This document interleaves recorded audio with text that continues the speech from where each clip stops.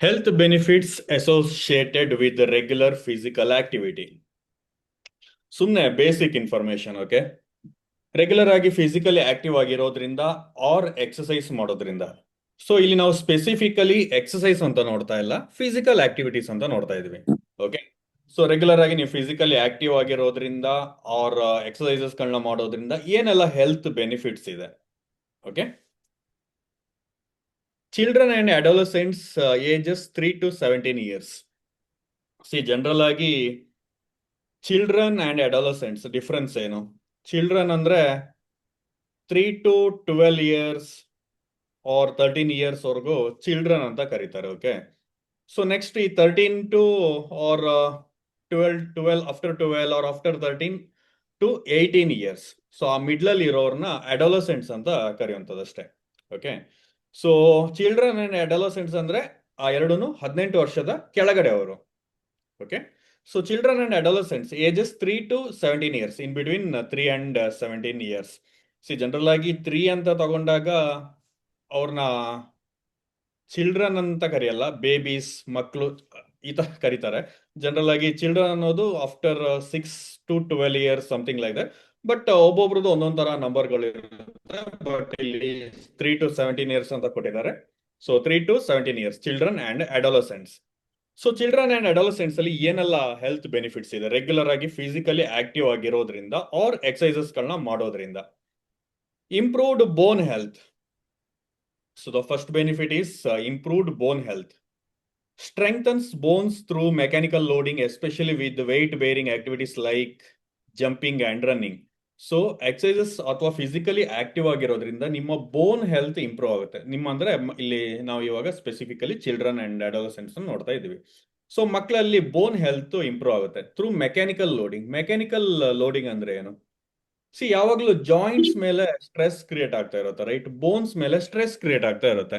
Walking ಮಾಡಬೇಕಾದ್ರೆ, next running ಮಾಡಬೇಕಾದ್ರೆ. C walking ಮಾಡಬೇಕಾದ್ರೆ ಕಡಿಮೆ ಸ್ಟ್ರೆಸ್ ಎಕ್ಸ್ಪೀರಿಯನ್ಸ್ ಆಗ್ತಾ ಇರುತ್ತೆ, ಅದೇ ರನ್ನಿಂಗ್ ಮಾಡಬೇಕಾದ್ರೆ ಬೋನ್ಸ್ ಮೇಲೆ ಹೆಚ್ಚು ಸ್ಟ್ರೆಸ್ ಕ್ರಿಯೇಟ್ ಆಗ್ತಾ ಇರುತ್ತೆ, ರೈಟ್? ಸೊ ಬೋನ್ಸ್ ಮೇಲೆ ಅಂಡ್ ಜಾಯಿಂಟ್ಸ್ ಮೇಲೆ ಜಂಪಿಂಗು ಈ ತರದ ಎಕ್ಸಸೈಸಸ್ಗಳನ್ನ ಮಾಡೋದ್ರಿಂದ, ಸೊ ಇದರಿಂದ ಏನಾಗುತ್ತೆ ಅಂದ್ರೆ it is very good for bone health. C ನೀವು ವೇಟ್ ಟ್ರೈನಿಂಗ್ ಮಾಡೋದ್ರಿಂದನೂ ನಿಮ್ದು ಬೋನ್ ಗ್ರೋ ಆಗುತ್ತೆ. ಸೊ ಎಸ್ಪೆಷಲಿ ಈ ತರ ಫಿಸಿಕಲಿ ಆಕ್ಟಿವ್ ಆಗಿರೋದ್ರಿಂದ, ಅದರಲ್ಲೂ ಜಂಪಿಂಗ್ ರನ್ನಿಂಗ್ ಈ ತರ ಎಕ್ಸರ್ಸೈಸ್ ಮಾಡೋದ್ರಿಂದ ಮಕ್ಕಳದು ಬೋನ್ ಹೆಲ್ತ್ ತುಂಬಾ ಇಂಪ್ರೂವ್ ಆಗುತ್ತೆ. ಓಕೆ, ಸೊ ಈ ತರ ಚೈಲ್ಡ್ಹುಡ್ ಅಲ್ಲಿ ಬೋನ್ಸ್ ಹೆಲ್ತ್ ನ ಇಂಪ್ರೂವ್ ಮಾಡ್ಕೊಳ್ಳೋದ್ರಿಂದ they can reach peak bone mass. ಅಂದ್ರೆ ಒಂದು ಅಡಲ್ಟ್ಹುಡ್ ಬಂದಾಗ ಅವ್ರದ್ದು ಬೋನ್ ಮಾಸ್ ಅನ್ನೋದು ತುಂಬಾ ಚೆನ್ನಾಗಿರುತ್ತೆ, ಅಂದ್ರೆ ಬೋನ್ಸ್ ತುಂಬಾ ಸ್ಟ್ರಾಂಗ್ ಆಗಿರುತ್ತೆ. ಸೊ ಮಕ್ಕಳು, some one should mute I guess.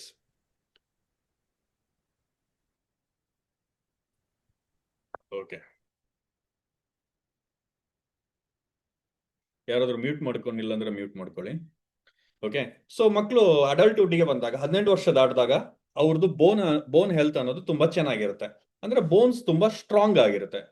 Okay, so improved weight status helps maintain healthy body weight and reduces childhood obesity risk. So ಅದೇ ರೀತಿ ಇವಾಗ ಹಿಂದಿನ ಕಾಲದಲ್ಲಿ ಆದ್ರೆ ಮಕ್ಕಳಲ್ಲಿ ಒಬೆಸಿಟಿ ಓವರ್ ವೆಯ್ಟ್ ಅನ್ನೋದು ತೀರಾ ಕಡಿಮೆ ಇತ್ತು, ರೈಟ್? ಬಟ್ ಈಗಿನ ಕಾಲದಲ್ಲಿ ಆಗಲ್ಲ. ನೀವು ಯಾವ್ದಾದ್ರು ಇವಾಗಿನ ಸ್ಕೂಲ್ಗಳಿಗೆಲ್ಲ ಹೋದ್ರೆ ತುಂಬಾ ಮಕ್ಕಳು ಸಿಗ್ತಾರೆ ಇರುವಂತವ್ರು, ಓವರ್ ವೇಟ್ ಇರುವಂತವ್ರು. ಇವಾಗ ನಾವೆಲ್ಲ ಸ್ಕೂಲ್ಗೆ ಹೋಗೋ ಟೈಮ್ನಲ್ಲಿ ಇರ್ತಿದ್ರು, ತುಂಬಾ ರೇರ್, ಅಲ್ಲೊಬ್ರು ಇಲ್ಲೊಬ್ರು ಇರ್ತಾ ಇದ್ರು. ಬಟ್ ಇವಾಗ ತುಂಬಾ ಜನ ಜಾಸ್ತಿ ಸಿಗ್ತಾರೆ, ರೈಟ್? ಸೊ ರೆಗ್ಯುಲರ್ ಆಗಿ ಫಿಸಿಕಲಿ ಆಕ್ಟಿವ್ ಆಗಿರೋದ್ರಿಂದ ಈ ಚೈಲ್ಡ್ಹುಡ್ ಒಬೆಸಿಟಿನೆಲ್ಲ, ಈ ರಿಸ್ಕ್ ನ ರೆಡ್ಯೂಸ್ ಮಾಡ್ಬೋದು. ಒಂದು ಹೆಲ್ದಿ ವೆಯ್ಟ್ ನ ಮೇಂಟೈನ್ ಮಾಡೋದಕ್ಕೂ ಮಕ್ಕಳಿಗೆ ಫಿಸಿಕಲ್ ಆಕ್ಟಿವಿಟೀಸ್ ಅನ್ನೋದು ತುಂಬಾ important. Next, improved cardiorespiratory and muscular fitness. ಇವಾಗ ಕಾರ್ಡಿಯೋರೆಸ್ಪಿರೇಟರಿ ಅನ್ನೋದು ಸಿಂಪಲ್ ಆಗಿಲ್ಲ. ಓಕೆ, ಡೆಫಿನಿಷನ್ ಅದನ್ನ ನಾವು ಕಾರ್ಡಿಯೋರೆಸ್ಪಿರೇಟರಿ ಅಂತಾನೆ ಸ್ಪೆಷಲ್ ಚಾಪ್ಟರ್ ಇದೆ, 8th ಚಾಪ್ಟರ್. ಸೊ ಆವಾಗ ಎಕ್ಸ್ಪ್ಲೋರ್ ಮಾಡೋಣ what is cardiorespiratory fitness.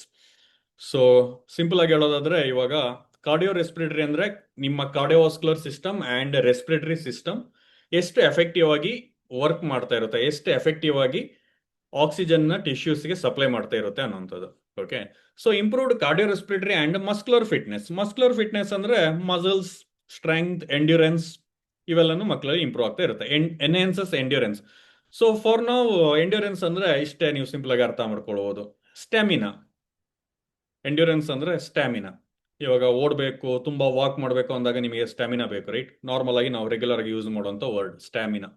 So ಮಕ್ಕಳಲ್ಲಿ ಸ್ಟ್ಯಾಮಿನಾ ಇಂಪ್ರೂವ್ ಆಗುತ್ತೆ, ಸ್ಟ್ರೆಂಗ್ತ್, ಮಸ್ಕ್ಯುಲರ್ ಸ್ಟ್ರೆಂಗ್ತ್ ಇಂಪ್ರೂವ್ ಆಗುತ್ತೆ, supports better heart and lung capacity. So ಅವ್ರ ಹಾರ್ಟ್ ಹೆಲ್ತ್ ಅಂಡ್ ಲಂಗ್ಸ್ ಹೆಲ್ತ್ಗೆ ಯಾವುದು ಫಿಸಿಕಲ್ ಆಕ್ಟಿವಿಟೀಸ್ ಅನ್ನೋದು ತುಂಬಾ ಹೆಲ್ಪ್ ಆಗುತ್ತೆ. ಅದೇ ರೀತಿ improved cardiometabolic health.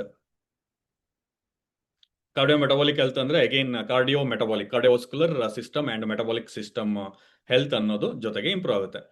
So reduces risk factors like high blood pressure. So ಮಕ್ಕಳಲ್ಲೂ ಹೈಪರ್ ಟೆನ್ಷನ್ ಈ ತರದೆಲ್ಲ ಮಕ್ಕಳು ಡೆವಲಪ್ ಮಾಡ್ಕೋತಾರೆ, right? So high blood pressure, high triglycerides. So triglycerides ಅಂದ್ರೆ ಬ್ಲಡ್ ಅಲ್ಲಿ ಇರುವಂತಹ ಫ್ಯಾಟ್. ನೀವು ಬ್ಲಡ್ ಲಿಪಿಡ್ ಈ ತರ ಬ್ಲಡ್ ಚೆಕ್ ಮಾಡಿದಾಗ ಲಿಪಿಡ್ ಪ್ರೊಫೈಲ್ ಅಂತ ಬರುತ್ತೆ, ರೈಟ್? ಸೊ ಅದರಲ್ಲಿ ಟ್ರೈಗ್ಲಿಸರೈಡ್ಸ್ ಅಂತ ಮೆನ್ಷನ್ ಮಾಡಿರ್ತಾರೆ. ಸೊ ಟ್ರೈಗ್ಲಿಸರೈಡ್ಸ್ ಅನ್ನೋದು ನಾರ್ಮಲ್ ಲೆವೆಲ್ಗಿಂತ ಜಾಸ್ತಿ ಇದ್ದಾಗ ಇಟ್ ಈಸ್ ರಿಸ್ಕ್ ಎಸ್ಪೆಷಲಿ ನಿಮ್ಮ ಹಾರ್ಟ್ ಹೆಲ್ತ್ಗೆ.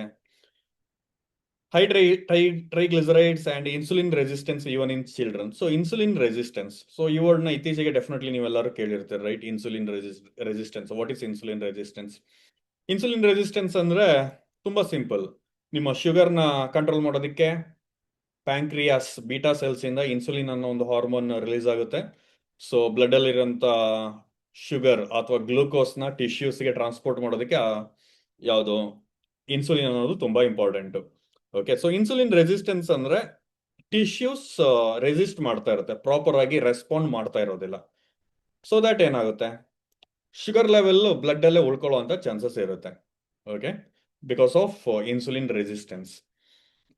ಸೊ ಇದರಿಂದ ಏನಾಗುತ್ತೆ, ನೆಕ್ಸ್ಟ್ ಅವರು ಫ್ಯೂಚರ್ ಅಲ್ಲಿ ಡಯಾಬಿಟಿಸ್, ಟೈಪ್ 2 ಡಯಾಬಿಟಿಸ್ ನ ಡೆವಲಪ್ ಮಾಡ್ಕೊಳ್ಳುವಂತ ಚಾನ್ಸಸ್ ಜಾಸ್ತಿ ಇರುತ್ತೆ. ಸೊ ಮಕ್ಕಳಲ್ಲಿ ಹೈಪರ್ ಟೆನ್ಷನ್, ಡಯಾಬಿಟಿಸ್ ಚಾನ್ಸಸ್ ಕಡಿಮೆನೇ ಇರುತ್ತೆ. ಬಟ್ ಈಗಿನ ಕಾಲದಲ್ಲಿ ಇಲ್ವೇ ಇಲ್ಲ ಅಂತ ಹೇಳೋದಕ್ಕೆ ಸಾಧ್ಯ ಇಲ್ಲ. ಇವನ್ ಮಕ್ಕಳು ಕೂಡ ಹೈಪರ್ ಟೆನ್ಷನ್ ಅವ್ರ ಟೈಪ್ 2 ಡಯಾಬಿಟಿಸ್ ನ ಡೆವಲಪ್ ಮಾಡ್ಕೊಳ್ಳುವಂತ ಚಾನ್ಸಸ್ ಇರುತ್ತೆ. ಓಕೆ, ಸೊ ಅದನ್ನ ಹೇಳ್ತಾರೆ improved cardiometabolic health. Improved cognition ಅಂದ್ರೆ ಏನು?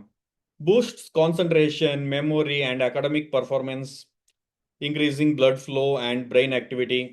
ಸೊ ಕಾಗ್ನಿಷನ್ ಅಂದ್ರೆ ಒಂದು ರೀತಿ ಇಲ್ಲಿ ಇವ್ರು ಕೊಟ್ಟಿರೋ ರೀತಿ ಮಕ್ಕಳದು ಕಾನ್ಸಂಟ್ರೇಷನ್, ಮೆಮೊರಿ ಇವೆಲ್ಲನೂ ಒಂದು ರೀತಿ ಇಂಪ್ರೂವ್ ಆಗ್ತಾ ಇರುತ್ತೆ because of physical activities. Okay, so cognition ಹೆಲ್ತ್ಗೂ ಫಿಸಿಕಲ್ ಆಕ್ಟಿವಿಟಿ ಅನ್ನೋದು ತುಂಬಾ important. Reduced risk of depression. Physical activity helps regulate mood related neurotransmitters. ಅಂದ್ರೆ ಕೆಲವೊಂದು ಡೊಪಮೈನ್, ಸೆರೋಟಿನ್ ಕೇಳಿರ್ತೀರ ಅನ್ಸುತ್ತೆ. ಸೊ ಈ ತರದ ಕೆಮಿಕಲ್ಸ್ ನ ಏನು ನಿಮ್ಮ ಬ್ರೈನ್ ರಿಲೀಸ್ ಮಾಡ್ತಾ ಇರುತ್ತೆ.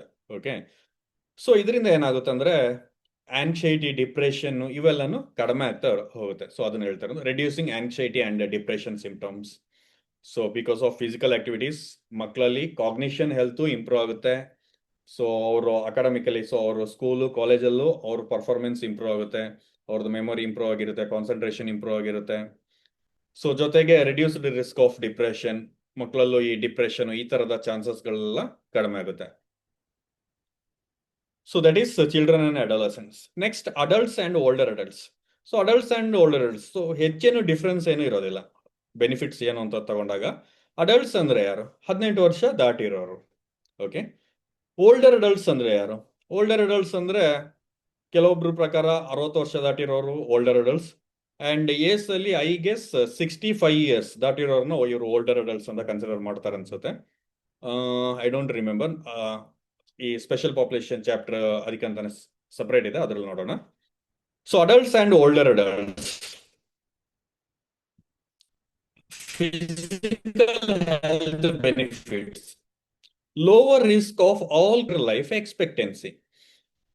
ಸೊ ರೆಗ್ಯುಲರ್ ಆಗಿ ಫಿಸಿಕಲ್ ಆಕ್ಟಿವ್ ಆಗಿರೋದ್ರಿಂದ ಅಥವಾ ಎಕ್ಸಸೈಸಸ್ ಗಳನ್ನ ಮಾಡೋದ್ರಿಂದ lower risk of all cause mortality. What is lower risk of all cause mortality?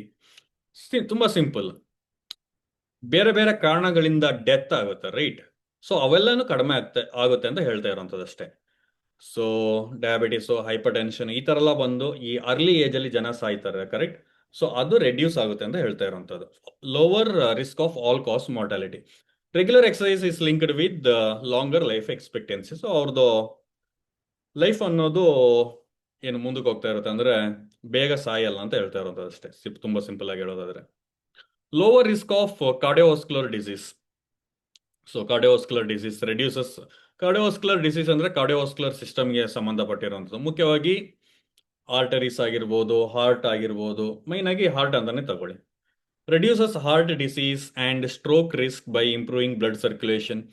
So ಹಾರ್ಟಿಗೆ ಸಂಬಂಧಪಟ್ಟ ಡಿಸೀಸ್ ಆಗಿರ್ಬೋದು, ಸ್ಟ್ರೋಕ್ ಬ್ರೈನ್ಗೆ ಸಂಬಂಧಪಟ್ಟಿರುವಂಥ ಡಿಸೀಸ್ ಆಗಿರ್ಬೋದು, ಸೊ ಇವೆಲ್ಲನೂ ಡಿಕ್ರೀಸ್ ಆಗುತ್ತೆ by improving blood circulation. By improving blood circulation ಅಂದರೆ sometimes because of health issues arteries, ಇದನ್ನೆಲ್ಲ ನಾವು ಸಪ್ರೇಟ್ ಆಗಿ ನೋಡೋದಿದೆ. ಓಕೆ, ಡೋಂಟ್ ವರಿ, ಇವಾಗ ಅರ್ಥ ಆಗಿಲ್ಲ ಅಂದ್ರೆ ಆರ್ಟರೀಸ್ ಬ್ಲಡ್ ವೆಸಲ್ಸ್ ಏನಿರುತ್ತೋ ನ್ಯಾರೋ ಆಗ್ತಾ ಇರುತ್ತೆ. ಸೊ ಇದರಿಂದ ಪ್ರಾಪರ್ ಆಗಿ ಬ್ಲಡ್ ಸಪ್ಲೈ ಆಗ್ತಾ ಇರೋದಿಲ್ಲ. ಸೊ ಎಕ್ಸಸೈಸಸ್ ರೆಗ್ಯುಲರ್ ಆಗಿ ಮಾಡೋದ್ರಿಂದ ಏನಾಗುತ್ತೆ, ಈ ಆರ್ಟರೀಸ್ ಎಕ್ಸ್ಪಾಂಡ್ ಆಗೋದಕ್ಕೆ, ಡೈಲೇಟ್ ಆಗೋದಕ್ಕೆ ಎಕ್ಸಸೈಸಸ್, ಫಿಸಿಕಲ್ ಆಕ್ಟಿವಿಟಿ ಹೆಲ್ಪ್ ಮಾಡುತ್ತೆ. ಸೊ ಇದರಿಂದ ಬ್ಲಡ್ ಸರ್ಕ್ಯುಲೇಷನ್ ಚೆನ್ನಾಗಿರುತ್ತೆ. Cholesterol and blood pressure. Improving cholesterol and blood pressure ಅಂದ್ರೆ ಏನು? ಕೊಲೆಸ್ಟ್ರಾಲ್ ಡ್ರಾಪ್ ಆಗುತ್ತೆ, ಬ್ಲಡ್ ಪ್ರೆಷರ್ ಇಲೆವೆಟ್ ಇತ್ತು ಅಂದ್ರೆ ಸ್ಲೈಟ್ಲಿ ಡ್ರಾಪ್ ಆಗೋದಕ್ಕೆ ಹೆಲ್ಪ್ ಆಗುತ್ತೆ. ಅಥವಾ ಬ್ಲಡ್ ಪ್ರೆಷರ್ ಹೈ ಬ್ಲಡ್ ಪ್ರೆಷರ್ನ ಡೆವಲಪ್ ಮಾಡ್ಕೊಳ್ಳೋದನ್ನ ಅವಾಯ್ಡ್ ಮಾಡ್ಬೋದು. So lower risk of cardiovascular disease. So ಈ high blood pressure, high cholesterol or proper ಆಗಿ ಬ್ಲಡ್ ಇದನ್ನ ಅಥೆರೋಕ್ಲೆರೋಸಿಸ್ ಅಂತ ಹೇಳ್ತೀವಿ. ಆರ್ಟರೀಸ್ ಅಲ್ಲಿ ಪ್ಲೇಕ್ ಡೆವಲಪ್ ಆಗುವಂಥದ್ದು, ಇದರಿಂದ ಬ್ಲಡ್ ಸರಿಯಾಗಿ ಸಪ್ಲೈ ಆಗ್ತಾ ಇರೋದಿಲ್ಲ ಹಾರ್ಟಿಗೆ ಆ್ಯಂಡ್ ಬ್ರೈನಿಗೆ. ಸೊ ಎಲ್ಲ ಪ್ರಾಬ್ಲಮ್ ಇಂದ ಏನು ಹಾರ್ಟ್ ಡಿಸೀಸ್ ಆರ್ ಸ್ಟ್ರೋಕ್ ಈ ಥರದ್ದು ಆಗುವಂಥ ಚಾನ್ಸಸ್ ಇರುತ್ತೆ. ಬಟ್ ರೆಗ್ಯುಲರ್ ಆಗಿ ಫಿಸಿಕಲ್ ಆಕ್ಟಿವಿಟೀಸ್ ಆಗೋದ್ರಿಂದ ಇದು ಏನು ಬ್ಲಡ್ ಸರ್ಕ್ಯುಲೇಷನ್ ಇಂಪ್ರೂವ್ ಆಗುತ್ತೆ, ಕೊಲೆಸ್ಟ್ರಾಲ್ ಕಂಟ್ರೋಲ್ ಇರುತ್ತೆ, ಬ್ಲಡ್ ಪ್ರೆಷರ್ ಕಂಟ್ರೋಲ್. ಸೊ ಇದರಿಂದ heart disease and stroke risk ಅನ್ನೋದು ಕಡಿಮೆ ಆಗುತ್ತೆ. Lower risk of hypertension again separate ಆಗಿ ಕೊಟ್ಟಿದ್ದಾರೆ. Exercise helps regulate vascular tone and reduces resting blood pressure. Exercise helps regulate vascular tone. Vascular tone ಅಂದ್ರೆ ಅದೇ ಈ arteries ತುಂಬಾ ಸ್ಟಿಫ್ ಆಗಿದ್ದಾಗ ಏನಾಗುತ್ತೆ, ಬ್ಲಡ್ ಪ್ರೆಷರ್ಗೆ ಒಂದು ಮೇಜರ್ ರೀಸನ್ ಏನು ಅಂದ್ರೆ ಈ ಆರ್ಟರೀಸ್ ತುಂಬಾ ಸ್ಟಿಫ್ ಆಗುತ್ತೆ. ಬ್ಲಡ್ ವೆಸಲ್ಸ್ ತುಂಬಾ ಸ್ಟಿಫ್ ಆಗುತ್ತೆ. ಸೊ ಇದರಿಂದ ಏನಾಗುತ್ತೆ, ಸೊ ಕಡಿಮೆ ಜಾಗದಲ್ಲಿ ಬ್ಲಡ್ ಫ್ಲೋ ಆಗಬೇಕು ಅಂದಾಗ ಬ್ಲಡ್ ಪ್ರೆಷರ್ ಇನ್ಕ್ರೀಸ್ ಆಗುತ್ತೆ, right? So regulate vascular tone. So exercises ಮಾಡೋದ್ರಿಂದ ಈ ಆರ್ಟರೀಸ್ ಪ್ರಾಪರ್ ಆಗಿ ಎಕ್ಸ್ಪಾಂಡ್ ಆಗೋದಕ್ಕೆ ಶುರು ಆಗುತ್ತೆ. ಸೊ ಇದರಿಂದ ಆ ಪ್ರೆಷರ್ ಅನ್ನೋದು ಡಿಕ್ರೀಸ್ ಆಗುತ್ತೆ. Okay, and reduces resting blood pressure. So exercises ಮಾಡೋದ್ರಿಂದ ಆಲ್ರೆಡಿ ಹೈಪರ್ ಟೆನ್ಷನ್ ಇರೋರ್ಗು ಅವ್ರದ್ದು ಹೈ ಬ್ಲಡ್ ಪ್ರೆಷರ್ ಏನಿರುತ್ತೋ ಸೊ ಅದರಲ್ಲೂ ಒಂದು ಸ್ವಲ್ಪ ಡಿಜಿಟ್ಸ್ನ ಡೌನ್ ಮಾಡ್ಕೊಳ್ಳೋದಕ್ಕೆ ಹೆಲ್ಪ್ ಆಗುತ್ತೆ. ಅದೇ ರೀತಿ ನೀವು ಹೈಪರ್ ಟೆನ್ಷನ್ ನಿಮಗೇನು ಇಲ್ಲ ಅಂದ್ರೆ ನೆಕ್ಸ್ಟ್ ಫ್ಯೂಚರ್ ಅಲ್ಲಿ ಹೈಪರ್ ಟೆನ್ಷನ್ ಬರೋದನ್ನ ಅವಾಯ್ಡ್ ಮಾಡೋದಕ್ಕೆ ಆರ್ ಅಟ್ ಲೀಸ್ಟ್ ಪೋಸ್ಟ್ಪೋನ್ ಮಾಡೋದಕ್ಕಾದ್ರೂ ನಿಮಗೆ ಹೆಲ್ಪ್ ಆಗುತ್ತೆ. ಸಪೋಸ್ ನೀವು ರೆಗ್ಯುಲರ್ ಆಗಿ ಫಿಸಿಕಲಿ ಆಕ್ಟಿವ್ ಆಗಿದ್ದೀರಾ, ಸ್ಟಿಲ್ ನಿಮಗೆ ಒಂದು 40 ವರ್ಷ ಆಗೋಷ್ಟರಲ್ಲಿ ಹೈಪರ್ ಟೆನ್ಷನ್ ಬಂತು ಅಥವಾ ಟೈಪ್ 2 ಡಯಾಬಿಟಿಸ್ ಬಂತು ಅಂದ್ರೆ that is still fine. Maybe ನೀವು ಪೋಸ್ಟ್ಪೋನ್ ಮಾಡಿರ್ತೀರಾ because of regular physical activity ನಿಮಗೆ 30 ವರ್ಷದಲ್ಲೇ ಬರುವಂಥದ್ದು 40 ವರ್ಷಕ್ಕೆ ಬಂದಿರುತ್ತೆ, right? So reduces that is the benefit of lower risk of type 2 diabetes. Okay, type 2 diabetes no separate. Improves insulin sensitivity and glucose metabolism. Improves insulin sensitivity ಅಂದ್ರೆ ಏನು? Tissues proper ಆಗಿ ಇನ್ಸುಲಿನ್ಗೆ respond ಮಾಡೋದಕ್ಕೆ ಶುರು ಮಾಡುತ್ತೆ. So major reason insulin resistance, right? Type 2 ಡಯಾಬಿಟಿಸ್ಗೆ ಅಂದ್ರೆ tissues proper ಆಗಿ insulin sense ಮಾಡ್ತಾ ಇರೋದಿಲ್ಲ, ರೆಸ್ಪಾಂಡ್ ಮಾಡ್ತಾ ಇರೋದಿಲ್ಲ ಇನ್ಸುಲಿನ್ಗೆ.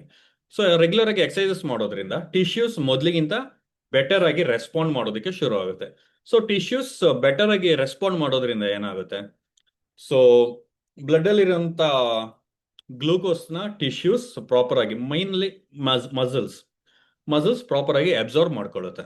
Okay, so improves insulin sensitivity and glucose metabolism. So glucose metabolism ಅಂದ್ರೆ ಅದೇ ಬ್ಲಡ್ ಅಲ್ಲಿರುವಂತ ಶುಗರ್ನ ಅವ್ರ ಗ್ಲೂಕೋಸ್ನ ಮಸಲ್ಸ್ ಅಬ್ಸಾರ್ಬ್ ಮಾಡ್ಕೊಂಡು ಅದನ್ನ ಎನರ್ಜಿಗೆ ಯೂಸ್ ಮಾಡ್ಕೊಳ್ತಾ ಇರುತ್ತೆ, ಮೆಟಬಲೈಸ್ ಮಾಡ್ತಾ ಇರುತ್ತೆ. Improves insulin sensitivity and glucose metabolism. Lower risk of adverse blood lipid profile. What is adverse blood lipid profile ಅಂದ್ರೆ ನಿಮ್ಮ ಬ್ಲಡ್ ಲಿಪಿಡ್ ಪ್ರೊಫೈಲ್ ಅಲ್ಲಿ ಎಲ್ಲಾನು ನೆಟ್ಟಗಿಲ್ಲ ಅಂದಾಗ that is adverse blood lipid profile. ಎಲ್ಲಾನು ನೆಟ್ಟಗಿತ್ತು ಅಂದ್ರೆ ನಿಮ್ ಬ್ಲಡ್ ಲಿಪಿಡ್ ಪ್ರೊಫೈಲ್ ಚೆನ್ನಾಗಿದೆ ಅಂತ ಅರ್ಥ. For example, lowers LDL cholesterol and raises HDL good cholesterol. So ನಿಮ್ಮ ಏನು ಬ್ಯಾಡ್ ಕೊಲೆಸ್ಟ್ರಾಲ್ ಆರ್ LDLನ ರೆಡ್ಯೂಸ್ ಮಾಡೋದಕ್ಕೆ HDL ಗುಡ್ ಕೊಲೆಸ್ಟ್ರಾಲ್ನ ಇನ್ಕ್ರೀಸ್ ಮಾಡೋದಕ್ಕೆ exercises or physical activities help ಮಾಡುತ್ತೆ. ಸೊ ಇದರಿಂದ risk of adverse lipid profile. So ನಿಮಗೆ ಫ್ಯೂಚರಲ್ಲಿ ಈ ತರ ಹೈ ಟ್ರೈಗ್ಲಿಸರೈಡ್ಸ್ ಆಗಿರ್ಬೋದು, ಹೈ ಲೋ ಡೆನ್ಸಿಟಿ ಲೈಪೋಪ್ರೋಟೀನ್, ಈ ತರದ ಬ್ಲಡ್ ಲಿಪಿಡ್ ಪ್ರೊಫೈಲ್ ಡಿಸ್ಟರ್ಬ್ ಆಗುವಂಥದ್ದನ್ನ ನೀವು ಅವಾಯ್ಡ್ ಮಾಡ್ಬೋದು. Okay, lower risk of certain cancers. ಅದೇ ರೀತಿ ರೆಗ್ಯುಲರ್ ಫಿಸಿಕಲ್ ಆಕ್ಟಿವ್ ಆಗಿರೋದ್ರಿಂದ ಕೆಲವೊಂದಷ್ಟು ಕ್ಯಾನ್ಸರ್ಗಳನ್ನ ಡೆವಲಪ್ ಮಾಡ್ಕೊಳ್ಳೋದನ್ನು ನೀವು ಅವಾಯ್ಡ್ ಮಾಡ್ಬೋದು. Especially cancers of the bladder, breast, colon, endometrium, oesophagus, kidney, lung and stomach. So exam ಅಲ್ಲಿ ಇದನ್ನೆಲ್ಲ ಏನು ಕೇಳಲ್ಲ, ಯಾವ್ದೆಲ್ಲ ಕ್ಯಾನ್ಸರ್ಸ್ನ ರಿಡ್ಯೂಸ್ ಮಾಡ್ಕೋಬಹುದು ಅಂತಲ್ಲ, ಡೋಂಟ್ ವರಿ. ಅದೇ ರೀತಿ cognitive and mental health benefits. Improved cognition, so enhances memory, executive function and mental sharpness. So ನಿಮ್ದು cognition health ಕೂಡ ಇಂಪ್ರೂವ್ ಆಗುತ್ತೆ. Reduced risk of dementia including Alzheimer disease. So dementia ಅಂದ್ರೆ age ಆಗ್ತಾ cognitive functions drop ಆಗುವಂಥದ್ದು. Okay, ಅಂದ್ರೆ memory loss ಆಗುವಂಥದ್ದು. So ಈ ತರದ ಡಿಸೀಸ್. ಸೊ ಅಲ್ಝಮರ್ ಡಿಸೀಸ್ ಅಂದ್ರೆ it is specifically about memory loss. Protects brain function and delays cognitive decline. So ಈ cognitive decline ಆಗೋದನ್ನ ಅವಾಯ್ಡ್ ಮಾಡುತ್ತೆ. ಓಕೆ, ಯಾವುದು ರೆಗ್ಯುಲರ್ ಆಗಿ ನೀವು ಫಿಸಿಕಲಿ ಆಕ್ಟಿವ್ ಆಗಿರೋದ್ರಿಂದ. Reduced anxiety and depression. ಅದೇ ರೀತಿ ಆನ್ಸೈಟಿ, ಡಿಪ್ರೆಷನ್ ರಿಡ್ಯೂಸ್ ಮಾಡೋದಕ್ಕೂ ಎಕ್ಸಸೈಸಸ್ ಹೆಲ್ಪ್ ಆಗುತ್ತೆ. Releases endorphins and improves mood stability. Endorphins ಅನ್ನೋದು again it is some chemicals, ಏನು ನಿಮ್ಮ ಮೂಡ್ನ ಇಂಪ್ರೂವ್ ಮಾಡುವಂತ ಸಮ್ ಕೆಮಿಕಲ್ಸ್ನ ನಿಮ್ಮ ಏನು nervous system or brain release ಮಾಡುತ್ತೆ. ಸೊ ಇದರಿಂದ ಆಂಗ್ಸೈಟಿ ಅಂಡ್ ಡಿಪ್ರೆಷನ್ ಕಡಿಮೆ ಆಗುತ್ತೆ. Reduced anxiety and depression. Improved sleep promotes deeper more ರೆಸ್ಟೋರೇಟಿವ್ sleep cycles. ಅದೇ ರೀತಿ ನಿಮ್ಮದು ಏನು ಸ್ಲೀಪ್ ಕ್ವಾಲಿಟಿನೂ ಇಂಪ್ರೂವ್ ಆಗುತ್ತೆ ನೀವು ರೆಗ್ಯುಲರ್ ಆಗಿ ಫಿಸಿಕಲ್ ಆಕ್ಟಿವ್ ಆಗಿರೋದ್ರಿಂದ.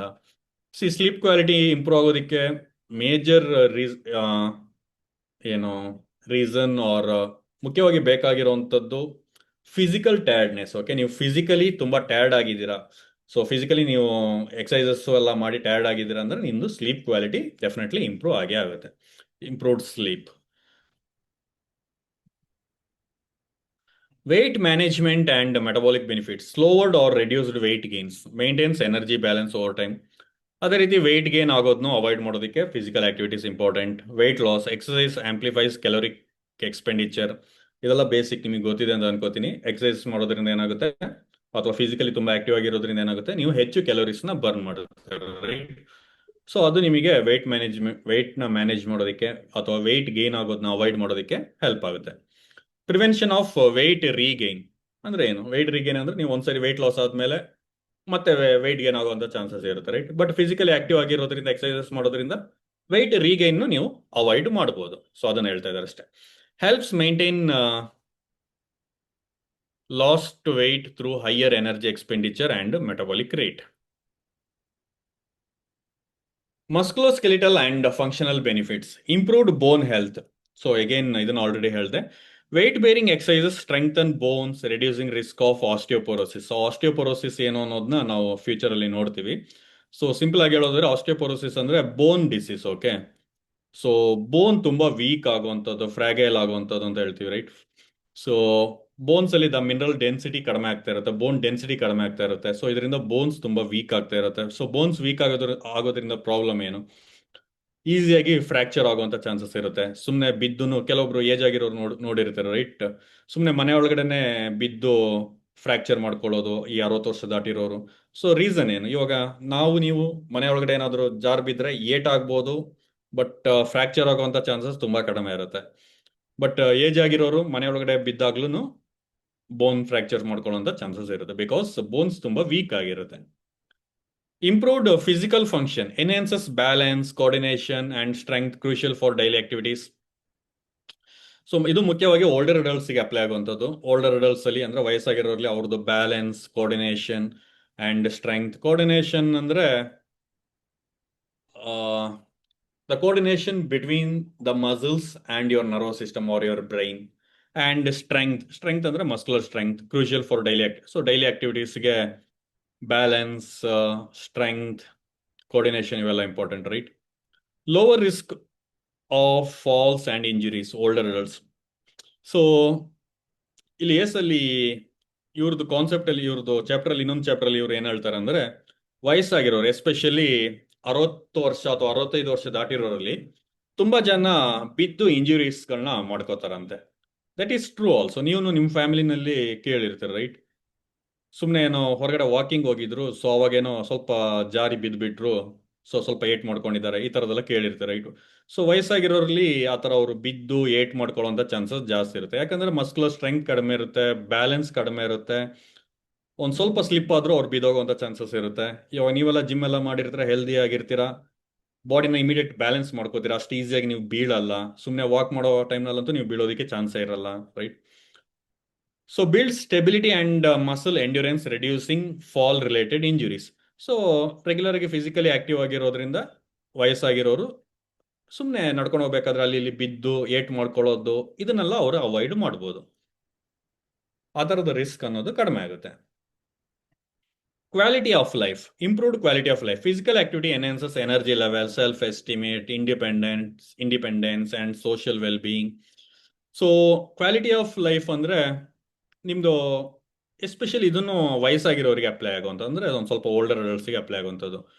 ಎನರ್ಜಿ ಲೆವೆಲ್ಸ್ ಚೆನ್ನಾಗಿರುತ್ತೆ. ಸೊ ಇವಾಗ ಏಜ್ ಆದಾಗ ಅವ್ರದ್ದು ಎನರ್ಜಿ ಲೆವೆಲ್ಸ್ ತುಂಬ ಕಡಿಮೆ ಇರುತ್ತೆ, ರೈಟ್? ಸುಮ್ಮನೆ ಎಲ್ಲಾದರೂ ಓಡಾಡಬೇಕು ಅಂದ್ರೂ ಯೋಚನೆ ಮಾಡಬೇಕು, ಯಾಕಂದರೆ ಎನರ್ಜಿ ಇರಲ್ಲ ಅಲ್ಲಿ ಇಲ್ಲಿ ಓಡಾಡೋದಕ್ಕೆ. ಸೊ ಎನರ್ಜಿ ಲೆವೆಲ್ಸ್ ಚೆನ್ನಾಗಿರುತ್ತೆ. ಸೆಲ್ಫ್ ಎಸ್ಟೀಮ್ ಅಂದರೆ ಅವರಲ್ಲಿ ಅವರಿಗೆ ಇರೋವಂಥ ಒಂದು confidence. So exact definition self esteem, so similar ಅದೇ ಥರ ಬರುತ್ತೆ. ಸೆಲ್ಫ್ ಎಸ್ಟೀಮ್ ಅಂದರೆ ಅವರಿಗೆ ಅವರಲ್ಲಿರೋವಂಥ ಕಾನ್ಫಿಡೆನ್ಸ್. ಸೊ ಬೇಕು ಅಂದರೆ ಇದನ್ನು ಚೆಕ್ ಮಾಡ್ಕೊಳ್ಳಿ ಎಕ್ಸಾಕ್ಟ್ ಡೆಫಿನೇಷನ್ ಏನು ಅಂತ. ಇಂಡಿಪೆಂಡೆನ್ಸ್ ಅಂದರೆ ಬೇರೆಯವ್ರ ಮೇಲೆ ಡಿಪೆಂಡ್ ಆಗುವಂಥ ನೆಸೆಸಿಟಿ ಇರೋದಿಲ್ಲ, ರೈಟ್? ಇವಾಗ ಏಜ್ ಆದಾಗ ಏನಾಗುತ್ತೆ, ಸೊ ಸಮ್ಟೈಮ್ಸ್ ಓಡಾಡೋದಕ್ಕಾಗಲ್ಲ, ಇನ್ನೊಬ್ರು ಯಾರೋ ಹೆಲ್ಪ್ ಮಾಡಬೇಕು, ಬಾತ್ರೂಮ್ಗೆ ಹೋಗೋದಕ್ಕೆ ಇನ್ನೊಬ್ರು ಯಾರೋ ಹೆಲ್ಪ್ ಮಾಡಬೇಕು. ಸೊ ಅವ್ರ ಕೆಲಸಗಳನ್ನೇ ಅವ್ರಿಗೆ ಮಾಡ್ಕೊಳ್ಳೋದಕ್ಕಾಗೋದಿಲ್ಲ. ಬಟ್ ಈ ಥರ ಎಕ್ಸಸೈಸಸ್ ಎಲ್ಲ ಮಾಡೋದ್ರಿಂದ ಅವ್ರ ಕೆಲಸನ ಅವರೇ ಮಾಡ್ಕೋಬಹುದು. ಹೊರಗಡೆ ಹೋಗಿ ಮಾರ್ಕೆಟ್ಗೆ ಹೋಗ್ಬೋದು, ಅವ್ರಿಗೆ ಏನಾದರೂ ಬೇಕಾಗಿರೋ ತರಕಾರಿ, ಹಣ್ಣು, ಈ ಥರದನ್ನ ಅವರೇ ಎತ್ಕೊಂಡು ಬರ್ಬೋದು. ಸೊ ಇನ್ನೊಬ್ರ ಮೇಲೆ ಡಿಪೆಂಡ್ ಆಗುವಂಥ ನೆಸೆಸಿಟಿ ಇರೋದಿಲ್ಲ. ದಟ್ ಈಸ್ ಅದನ್ನು ಹೇಳ್ತಾ ಇರೋವಂಥದ್ದು ಇಂಡಿಪೆಂಡೆನ್ಸ್. ಆ್ಯಂಡ್ ಸೋಷಿಯಲ್ ವೆಲ್ಬೀಯಿಂಗ್ ಅಂದರೆ ಸೋಷಿಯಲಿ ಎಲ್ಲರ ಜೊತೆ ಕಮ್ಯುನಿಕೇಟ್ ಚೆನ್ನಾಗಿ ಮಾಡ್ತಾ ಇರ್ತಾರೆ. ಏನೋ ಅವ್ರದ್ದೊಂದು ರೀತಿ ಕ್ವಾಲಿಟಿ ಆಫ್ ಲೈಫ್ ಇಂಪ್ರೂವ್ ಆಗುತ್ತೆ. ಅಂದರೆ ಫಿಸಿಕಲಿ ಆಕ್ಟಿವ್ ಆಗಿ ಇಲ್ಲ ಅಂದಾಗ ಏನು ಎನರ್ಜಿ ಲೆವೆಲ್ಸ್ ಕಡಿಮೆ ಇರುತ್ತೆ, ಅವರಿಗೆ ಕಾನ್ಫಿಡೆನ್ಸ್ ಕಡಿಮೆ ಇರುತ್ತೆ, ಇಂಡಿಪೆಂಡೆನ್ಸ್ ಇರೋದಿಲ್ಲ, ಇನ್ನೊಬ್ರು ಯಾರೋ ಹೆಲ್ಪ್ ಮಾಡ್ತಾ ಇರಬೇಕಾಗುತ್ತೆ. ಅದೇ ರೀತಿ ಸೋಷಿಯಲಿನೂ ಅವರು ಕನೆಕ್ಟ್ ಆಗೋದಕ್ಕೆ ಸಾಧ್ಯ ಆಗ್ತಾ ಇರೋದಿಲ್ಲ. ಸೊ ಫಿಸಿಕಲ್ ಆಕ್ಟಿವ್ ಆಗಿರೋದ್ರಿಂದ ಕ್ವಾಲಿಟಿ ಆಫ್ ಲೈಫ್ ಇಂಪ್ರೂವ್ ಆಗುತ್ತೆ. Okay, next, non communicable diseases. What is non communicable diseases? NCDs ಅಂದರೆ non communicable diseases, also called chronic diseases or long term illness that do not spread from person to person. Communicable diseases ಅಂದ್ರೆ ಏನು? ಇವಾಗ ಹಿಂದೆ corona ಬಂದಿತ್ತು, right? 2020-21 ಅಲ್ಲೆಲ್ಲ corona ಇತ್ತು, right? Corona ಅನ್ನೋದು communicable disease. ಅಂದ್ರೆ ಏನು? ಒಬ್ರಿಂದ ಒಬ್ರಿಗೆ ಸ್ಪ್ರೆಡ್ ಆಗುತ್ತೆ, ರೈಟ್? ಸೊ ಕೊರೋನಾ ಒಬ್ರಿಗಿತ್ತು ಅಂದ್ರೆ ಒಬ್ರಿಂದ ಇನ್ನೊಬ್ರಿಗೆ ಸ್ಪ್ರೆಡ್ ಆಗ್ತಾ ಹೋಗುತ್ತೆ. ಸೊ ಆ ಥರದ disease.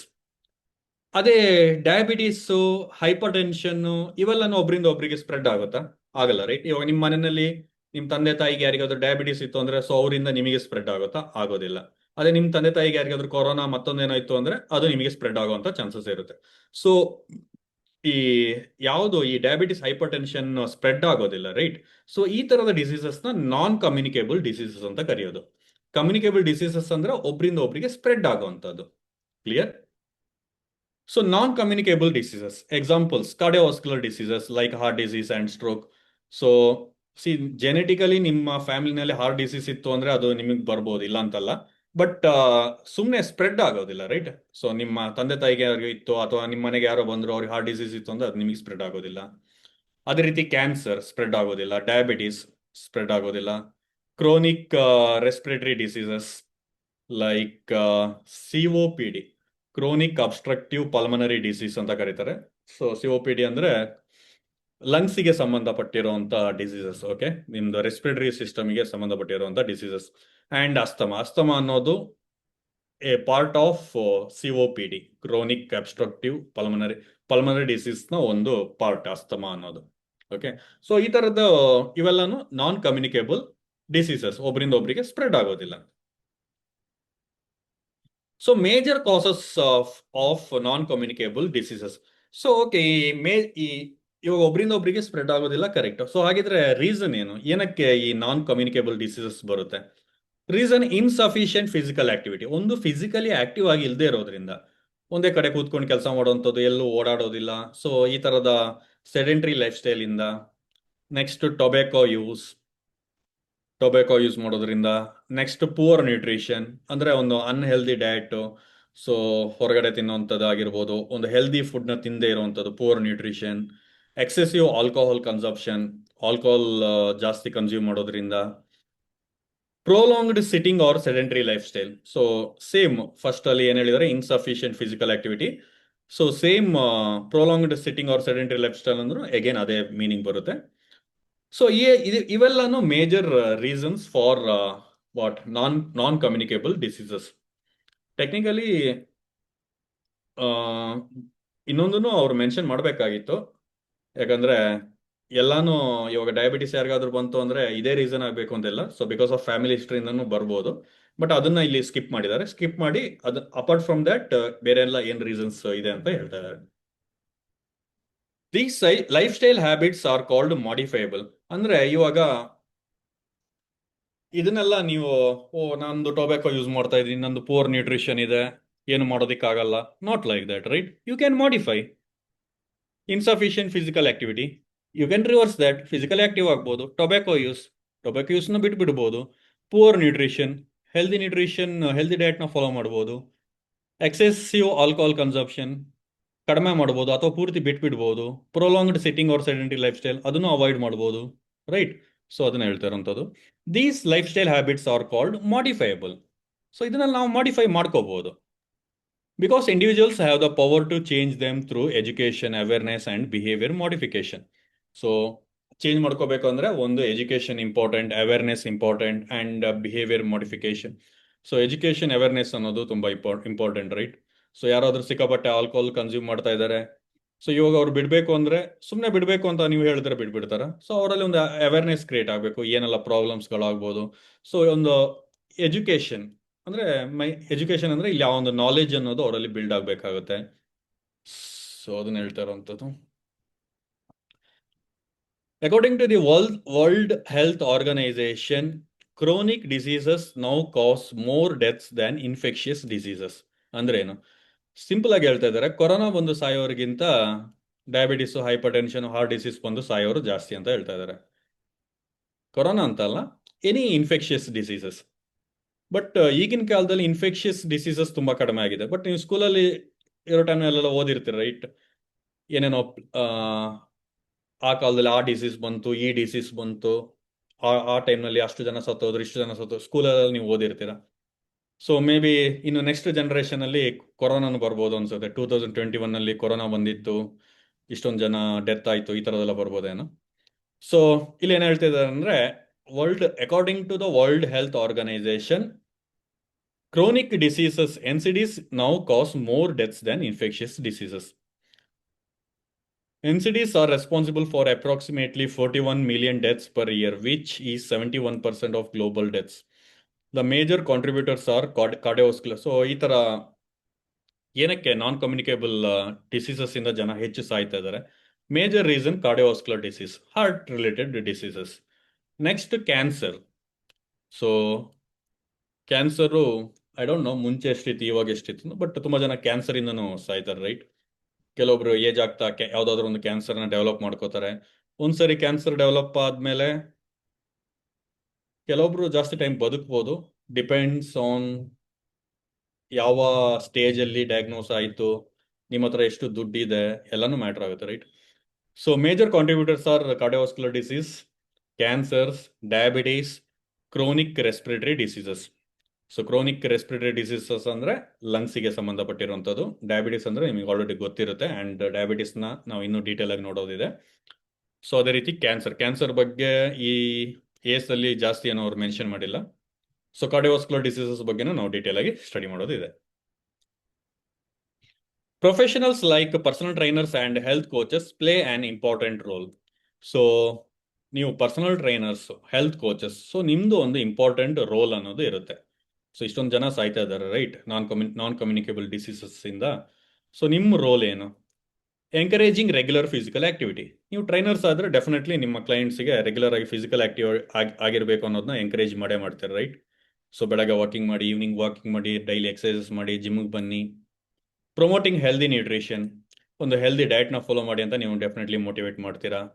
Educating people on reducing sedentary behaviour. So sedentary life ಸ್ಟೈಲಿಂದ ಆಚೆ ಬರೋದಕ್ಕೂ ನೀವು ನಿಮ್ಮ ಕ್ಲೈಂಟ್ಸ್ಗೆ ಹೆಲ್ಪ್ ಮಾಡ್ತೀರಾ, ಅವ್ರು ಮೋಟಿವೇಟ್ ಮಾಡ್ತೀರಾ. By doing this, they help reduce NCDs rates and promote health equity, improving overall global health. So this is your trainers ಆಗಿ ನಿಮ್ಮ roll.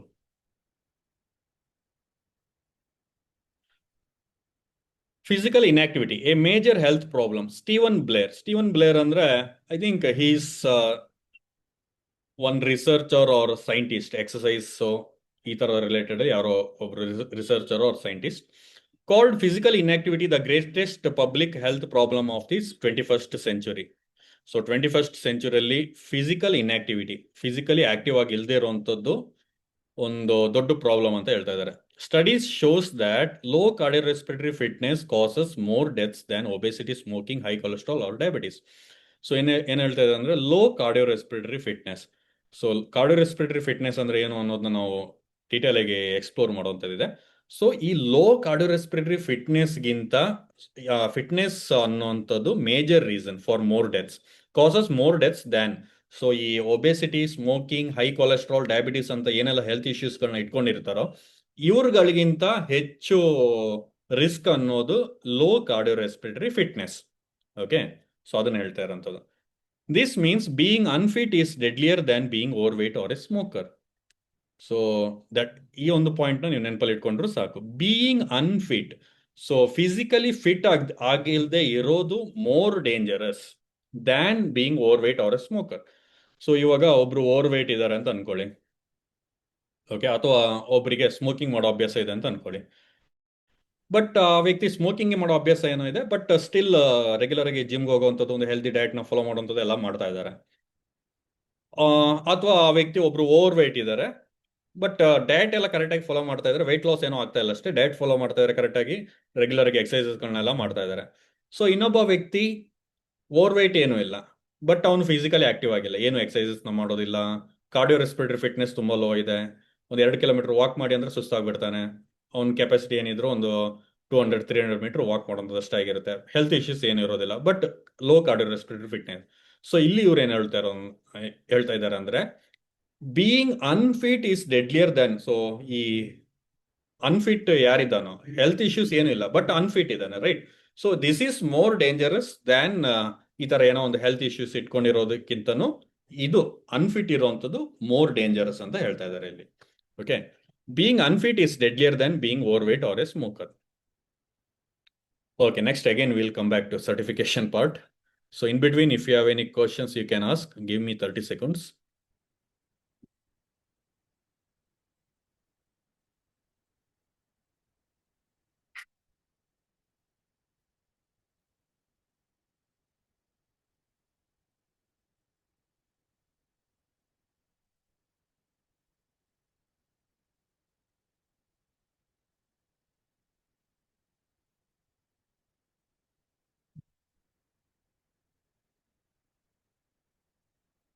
Okay. Certification validity and renewal. A certification is valid for 2 years from the date you pass your exam. So ನೀವು A certification ಮಾಡಿರ್ತಾರೆ, right? So ಅದರಲ್ಲಿ ನಿಮಗೆ 2 ವರ್ಷ validity ಕೊಟ್ಟಿರ್ತಾರೆ. Okay, ಬೇಕು ಅಂದ್ರೆ ACS ಇದು ತೋರಿಸ್ತೀನಿ. 99 ಜನ ಅವ್ರೆ, 37 ಜನ ಇದ್ರು. ಅರ್ಧ ಕ್ಲಾಸ್ ಆಗಿದ ತಕ್ಷಣನೇ ಬರೀ 17 ಜನ ಬಂದ್ರು. ಬೆಳಗ್ಗೆ ಅಲ್ಲೂ ಮಾಡ್ತಾರೆ, ಇಲ್ಲೂ ಮಾಡ್ತಾರೆ. ಯಾವ್ದು ಕ್ಲಾಸಿಕ್ ಫಿಟ್ನೆಸ್? ಕ್ಲಾಸಿಕ್ ಫಿಟ್ನೆಸ್ ಇರ್ಬೇಕಲ್ಲ. ಪ್ರತೀಕ್ ಇಲ್ಲ, ಕಾರ್ತಿಕ್ ಹೇಳ್ತಾರೆ.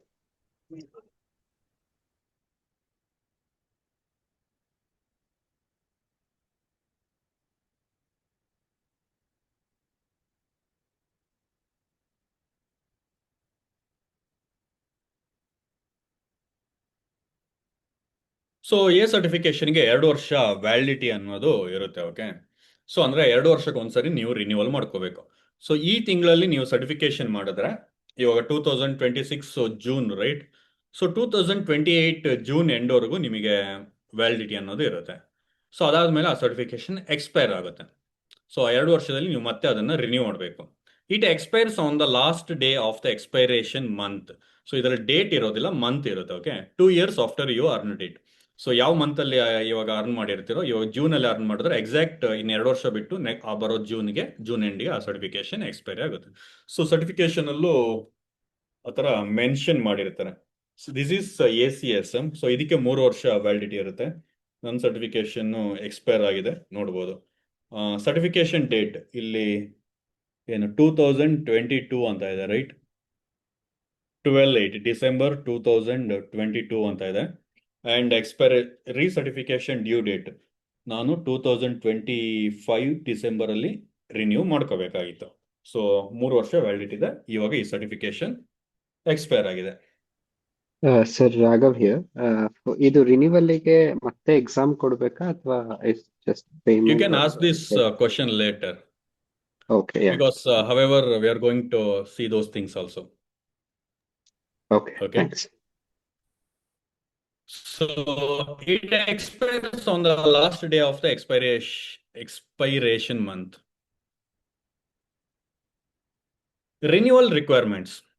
To renew for another 2 years, ACE certified professionals must complete at least 20 hours of ACE approved continuing education.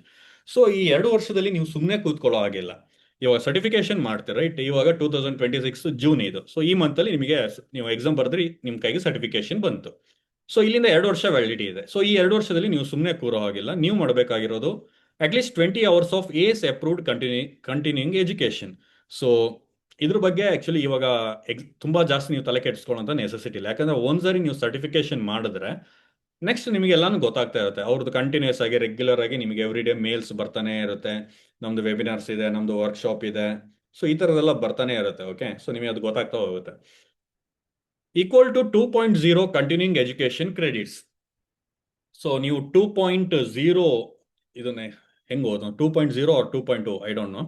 So 2.0 continuing education credits.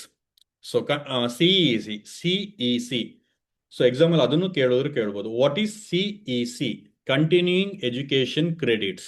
Okay, ಕೆಲವೊಂದ್ಸರಿ ಈ ತರದ ಕ್ವಶನ್ಸ್ಗಳನ್ನು ಕೇಳ್ತಾರೆ, ಯಾಕಂದ್ರೆ ನಿಮಗೆ ಗೊತ್ತಿದೆಯೋ ಇಲ್ವೋ ಅಂತ ಚೆಕ್ ಮಾಡೋದಕ್ಕೆ. So continuing education credits. So 2 ಪಾಯಿಂಟ್ಸ್ನ ನೀವು 2 ವರ್ಷದಲ್ಲಿ ಅರ್ನ್ ಮಾಡಬೇಕು. ಸೊ ಯಾವ ತರ ಅರ್ನ್ ಮಾಡ್ತೀರಾ? ಸೊ ಅವ್ರದ್ದು ಇವಾಗ 1 hour ಏನಾದರೂ ವೆಬಿನಾರ್ ಇದೆ ಅಂತ ಏನೋ ನಿಮಗೆ ಕಳ್ಸಿರ್ತಾರೆ. ಅದಕ್ಕೆ ನೀವು ಜಾಯ್ನ್ ಆದ್ರೆ ನಿಮಗೆ 0.1 ಪಾಯಿಂಟ್ ಸಿಗುತ್ತೆ. ಅದೇ ರೀತಿ ಅವ್ರದ್ದೇನೋ ವರ್ಕ್ಶಾಪ್ ಇರುತ್ತೆ, ಅದಕ್ಕೆ 0.2 ಅಂತ ಏನೋ ಪಾಯಿಂಟ್ಸ್ ನಿಮಗೆ ಸಿಗುತ್ತೆ. ಅದೇ ರೀತಿ ಕೆಲವೊಂದು ACE ಅಪ್ರೂವ್ಡ್ ಸರ್ಟಿಫಿಕೇಶನ್ಸ್ ಅಂತೆಲ್ಲ ಕೇಳಿರ್ತೀರ, ರೈಟ್? ಸೊ ಆ ತರದ ಸರ್ಟಿಫಿಕೇಶನ್ ಮಾಡಿದ್ರೆ ಅದಕ್ಕೂ ಪಾಯಿಂಟ್ಸ್ ನಿಮಗೆ ಸಿಗುತ್ತೆ. ಸೆಕೆಂಡ್. ಸೊ ಇಲ್ಲಿ ಕೊಟ್ಟಿದ್ದಾರೆ ನೋಡಿ, 1.8 CEC ಅಂದ್ರೆ ಏನು? 1.8 ಕಂಟಿನ್ಯೂಯಿಂಗ್ ಎಜುಕೇಶನ್ ಕ್ರೆಡಿಟ್ಸ್. ಸೊ ಈ ತರದ ಯಾವ್ದಾದ್ರು ಸರ್ಟಿಫಿಕೇಶನ್ ಮಾಡಿದ್ರೆ, ಸೊ ಅದರಲ್ಲೂ ನಿಮಗೆ ಅವ್ರದ್ದು ACE ಅಪ್ರೂವ್ಡ್ ಸರ್ಟಿಫಿಕೇಶನ್ ಮಾಡಿದ್ರೆ ಅದರಲ್ಲೂ ಪಾಯಿಂಟ್ ಸಿಗುತ್ತೆ. ಸೊ ಟೋಟಲ್ ಆಗಿ ಇದೆ ಈ 0.2, 0.3, 0.5 ಈ ತರದ ಏನು ಪಾಯಿಂಟ್ಸ್ಗಳು ಬರುತ್ತೋ, ಸೊ ಇದನ್ನೆಲ್ಲ ನೀವು ಕಲೆಕ್ಟ್ ಮಾಡಿ 2 ಮಾಡಬೇಕು. 2 ಪಾಯಿಂಟ್ಸ್ನ ನೀವು ಅರ್ನ್ ಮಾಡಬೇಕು. ಓಕೆ, ಸೊ ನೀವು 2 ಪಾಯಿಂಟ್ಸ್ನ ಅರ್ನ್ ಮಾಡಿದ್ರೆ ನಿಮ್ದು ಸರ್ಟಿಫಿಕೇಶನ್ ರಿನ್ಯೂ ಆಗುತ್ತೆ. ಸೊ 20 hours ಅಂದ್ರೆ ಅವ್ರು ಏನಕ್ಕೆ 20 hours ಅಂತ ಮೆನ್ಷನ್ ಮಾಡಿದ್ದಾರೆ ಅಂದ್ರೆ ಅವ್ರದ್ದು ಮೋಸ್ಟ್ಲಿ ಆ ತರ ಇದೆ. 1 hour ವೆಬಿನಾರ್ ನೀವು ಅಟೆಂಡ್ ಮಾಡಿದ್ರೆ ನಿಮಗೆ 0.1 ಕಂಟಿನ್ಯೂಯಿಂಗ್ ಎಜುಕೇಶನ್ ಕ್ರೆಡಿಟ್ ಅನ್ನೋದು ಸಿಗುತ್ತೆ. ಸೊ 20 hours ನೀವು ಅರ್ನ್ ಮಾಡಿದ್ರೆ ಎಷ್ಟಾಯ್ತು? 2 ಆಯ್ತು, ರೈಟ್? 0.1 into 20, 2 ಆಯ್ತು, ರೈಟ್?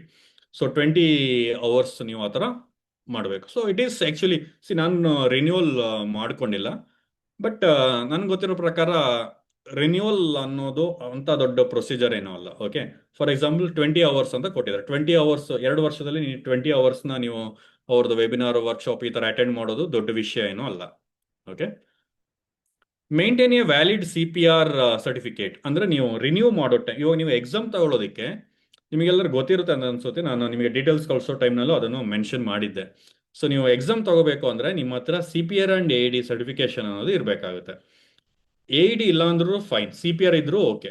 ಬಟ್ ಇಂಡಿಯಾದಲ್ಲಿ ಇಲ್ಲಿ ನಾರ್ಮಲ್ ಆಗಿ ನೀವು ಎಲ್ಲೇ ಮಾಡೋಕೆ ಹೋದ್ರೂ ನಿಮಗೆ CPR ಆ್ಯಂಡ್ AED ಅನ್ನೋದು ಜೊತೆಗೆ ಸಿಗುತ್ತೆ. Okay, so you don't have to worry about it. So CPR and AED ಅನ್ನೋದು ಜೊತೆಗೆ ಸಿಗುತ್ತೆ. ಮೇಂಟೈನ್ ಎ ವ್ಯಾಲಿಡ್ ಅಂದರೆ ನೀವು ರಿನ್ಯೂ ಮಾಡೋ ಟೈಮ್ನಲ್ಲಿ ನಿಮ್ಮ ಹತ್ರ CPR ಅನ್ನೋದು ವ್ಯಾಲಿಡ್ ಆಗಿರೋಂಥದ್ದು ಇರಬೇಕಾಗುತ್ತೆ. ಫಾರ್ ಎಕ್ಸಾಂಪಲ್, ನೀವು ಎಕ್ಸಾಮ್ ತಗೊಳ್ಳೋ ಟೈಮ್ನಲ್ಲಿ ಯಾವುದೋ ಒಂದು CPRನ ಸಬ್ಮಿಟ್ ಮಾಡಿರ್ತೀರ. ಓಕೆ, ಸೊ CPRಗೂ 2 ವರ್ಷ ವ್ಯಾಲಿಡಿಟಿ ಅಂತೆಲ್ಲ ಕೊಟ್ಟಿರ್ತಾರೆ, ರೈಟ್? ಸೊ ಇವಾಗ ರಿನ್ಯೂವಲ್ ಮಾಡೋ ಟೈಮ್ನಲ್ಲಿ ನಿಮ್ದು ಆ CPR ನೀವು ಮುಂಚೆ ಸಬ್ಮಿಟ್ ಮಾಡಿರುವಂಥದ್ದು ಇವಾಗ ಏನು ಎಕ್ಸ್ಪೈರ್ ಆಗಿರುತ್ತೆ ಅಂತ ಅನ್ಕೊಳ್ಳಿ. ಸೊ ಇವಾಗ ನೀವು ಮತ್ತೆ ಇನ್ನೊಂದ್ಸರಿ CPRನ ಮಾಡ್ಕೋಬೇಕಾಗುತ್ತೆ. ಎಕ್ಸ್ಪೈರ್ ಆಗಿಲ್ಲ ಅಂದ್ರೆ ಅಗೇನ್ ಅದನ್ನೇ ಸಬ್ಮಿಟ್ ಮಾಡ್ಬೋದು. ಬಟ್ ಅದು ಎಕ್ಸ್ಪೈರ್ ಆಗಿದೆ ಅಂದ್ರೆ ನೀವು ಮತ್ತೆ ಇನ್ನೊಂದ್ಸರಿ CPRನ ಮಾಡ್ಕೋಬೇಕಾಗುತ್ತೆ. ಸೊ ನಿಮ್ಮ ಹತ್ರ ವ್ಯಾಲಿಡ್ CPR ಅನ್ನೋದು ಇರಬೇಕಾಗುತ್ತೆ ರಿನ್ಯೂವಲ್ ಟೈಮ್ನಲ್ಲಿ. If residing in North America also maintain certification in the use of automated external defibrillator. So ಇದೇ AED, ಆಟೋಮೇಟೆಡ್ ಎಕ್ಸ್ಟರ್ನಲ್ ಡಿಫೈಬ್ರಿಲೇಟರ್. ನಾರ್ಮಲ್ ಆಗಿ ಬೆಂಗಳೂರಲ್ಲಿ ನೀವು ಯಾವ್ದಾದ್ರು ಹಾಸ್ಪಿಟಲ್ಸ್ ಅಲ್ಲಿ ಅಥವಾ ಅಕಾಡೆಮಿಕ್ಸ್ಗಳಲ್ಲಿ ಕೆಲವೊಂದು ಸರಿ ಮಾಡ್ತಾರೆ. ಸೊ ಎರಡನ್ನೂ ಜೊತೆಗೆ ಬರುತ್ತೆ. Okay, CPR and AED. If residing in North America also maintain. So North ಅಮೇರಿಕಲ್ಲಿದ್ದರೆ you should also maintain automated external defib. Okay, so general ಆಗಿ ನೀವು CPR ಆ್ಯಂಡ್ AED ಸರ್ಟಿಫಿಕೇಶನ್ ಅನ್ನೋದು ನಿಮ್ಮ ಹತ್ರ ವ್ಯಾಲಿಡ್ ಆಗಿ ಇರಬೇಕು, ಅಂದರೆ ಅದು ಎಕ್ಸ್ಪೈರ್ ಆಗಿರಬಾರ್ದು. So that is the process for renewal requirements. Okay, so ಇನ್ನು ರಿನ್ಯೂವಲ್ ಮಾಡೋ ಟೈಮ್ನಲ್ಲಿ ಪೇ ಮಾಡೋದಕ್ಕೆ ಇರುತ್ತಾ ಅಂದರೆ ಮೇ ಬಿ ಇರುತ್ತೆ, ಸ್ಮಾಲ್ ಅಮೌಂಟ್ ಇರುತ್ತೆ. ಓಕೆ, ಲೆಸ್ ದೆನ್ $100 ಇರ್ಬೋದು ಅನ್ಸುತ್ತೆ, ಮೇ ಬಿ ಸ್ಮಾಲ್ ಅಮೌಂಟ್ ಇರುತ್ತೆ. ಸೊ ಇದೇ ಕಾರಣಕ್ಕೆ ತುಂಬ ಜನ ರಿನ್ಯೂವಲ್ ಮಾಡ್ಕೊಳ್ಳೋದಿಲ್ಲ. ಇವನ್ ನಾನು ರಿನ್ಯೂವಲ್ ಮಾಡ್ಕೊಳ್ಳೋದಕ್ಕೆ ಹೋಗದೆ ಇರೋದಕ್ಕೆ ಅದೇ ರೀಸನ್. ಯಾಕಂದರೆ ಅಗೈನ್ ಅವ್ರದ್ದು ವರ್ಕ್ಶಾಪು ಅದು ಇದಕ್ಕೆ ನಾವು ಟೈಮ್ ಸ್ಪೆಂಡ್ ಮಾಡೋದಲ್ಲದೆ ಅವ್ರಿಗೆ ಅಗೇನ್ ದುಡ್ಡು ಬೇರೆ ಕೊಡಬೇಕು, ಮತ್ತೆ ರಿನ್ಯೂವಲ್ಗೆ ಬೇರೆ ದುಡ್ಡು ಕೊಡಬೇಕು. ಟೋಟಲಿ ಅನ್ನೆಸೆಸರಿ ಅಂತ ನನಗೆ ಅನ್ನಿಸ್ತು. ಸೊ ನಾನು ಫಾರ್ ದ್ಯಾಟ್ ರೀಸನ್ ರಿನ್ಯೂವಲ್ ಪರ್ಪಸ್ಗೆ ನಾನು ಹೋಗಿಲ್ಲ. ಸೊ ತುಂಬ ಜನ ಟ್ರೈನರ್ಸ್ಗಳು ಇದೇ ಕಾರಣಕ್ಕೆ ರಿನ್ಯೂವಲ್ ಇದು ಸರ್ಟಿಫಿಕೇಶನ್ ಮಾಡ್ಕೋತಾರೆ, ಆಮೇಲೆ ರಿನ್ಯೂವಲ್ ಮಾಡ್ಕೊಳ್ಳೋದಕ್ಕೆ ಹೋಗೋದಿಲ್ಲ, ಯಾಕಂದರೆ ಮತ್ತೆ ಪೇ ಮಾಡಬೇಕಲ್ವಾ ಅಂತ. ಬಟ್ ನೀವು ರಿನ್ಯೂವಲ್ ಮಾಡ್ತೀರ ಅಂದರೆ ಡೆಫಿನೆಟ್ಲಿ ಮಾಡ್ಬೋದು, ಯಾಕಂದರೆ ನೀವು ಮತ್ತೆ 50,000 ಅಷ್ಟೊಂದೆಲ್ಲ ಖರ್ಚು ಮಾಡೋ ನೆಸೆಸಿಟಿ ಇಲ್ಲ. ಸ್ಮಾಲ್ ಅಮೌಂಟ್ಸ್ ಮೇ ಬಿ ಇರುತ್ತೆ ಅನ್ಸುತ್ತೆ ಅವ್ರ ವರ್ಕ್ಶಾಪು ವೆಬಿನಾರ್ಸ್ಗಳಿಗೆಲ್ಲ. ಸೊ ಅದನ್ನು ನೀವು ಕಂಪ್ಲೀಟ್ ಮಾಡ್ಬೋದು. ಆ್ಯಂಡ್ ರೀಸರ್ಟಿಫೈ ಮಾಡೋದಕ್ಕೆ I am not very sure. ನೀವು ಇದಕ್ಕೆ ಆಲ್ರೆಡಿ ಪೇ ಮಾಡಿರ್ತೀರ, ಮೇ ಬಿ ರೀಸರ್ಟಿಫಿಕೇಶನ್ ಅನ್ನೋದು 2 ಪಾಯಿಂಟ್ ನೀವು ಅರ್ನ್ ಆಗಿದ ತಕ್ಷಣ ನಿಮ್ಮದು ರೀಸರ್ಟಿಫೈ ಆಗುತ್ತೆ, ಮತ್ತೆ ಅದಕ್ಕೆ ಸಪ್ರೇಟಾಗಿ ಪೇ ಮಾಡೋದಕ್ಕೆ ಇರೋದಿಲ್ಲ. ನನ್ನ ಗೆಸ್ ಪ್ರಕಾರ ನೀವು ಏನು ಈ 20 hours ನೀವು ವೆಬಿನಾರ್ಸು ವರ್ಕ್ಶಾಪ್ಸ್ ಏನು ಪರ್ಚೇಸ್ ಮಾಡ್ತಿರೋ, ಸೊ ಅದಕ್ಕೆ ಸ್ಮಾಲ್ ಅಮೌಂಟ್ ಪೇ ಮಾಡೋದಕ್ಕೆ ಇರುತ್ತೆ. ಆ್ಯಂಡ್ ರೀಸರ್ಟಿಫೈ ಆಗೋದಕ್ಕೆ ಗೆಸ್ ಪ್ರಕಾರ ಇಲ್ಲ ಅಂತ ಅನ್ಸುತ್ತೆ. ನಿಮ್ದು ಯಾವಾಗ ಪಾಯಿಂಟ್ಸ್ 2 ಪಾಯಿಂಟ್ ನೀವು ಕಂಪ್ಲೀಟ್ ಮಾಡ್ತೀರೋ, ಕಂಪ್ಲೀಟ್ ಮಾಡಿ ಸಬ್ಮಿಟ್ ಕೊಡ್ತೀರೋ, ನಿಮ್ದು ಸರ್ಟಿಫಿಕೇಶನ್ ರಿನ್ಯೂ ಆಗುತ್ತೆ. ಓಕೆ, ಸೊ ಅದನ್ನ ಯು ಕ್ಯಾನ್ ಚೆಕ್ ಲೇಟರ್. ಮತ್ತೆ ಅಮೌಂಟ್ ಏನಾದರೂ ಪೇ ಮಾಡೋದಕ್ಕಿದೆಯಾ ಅಂತ ನೋ.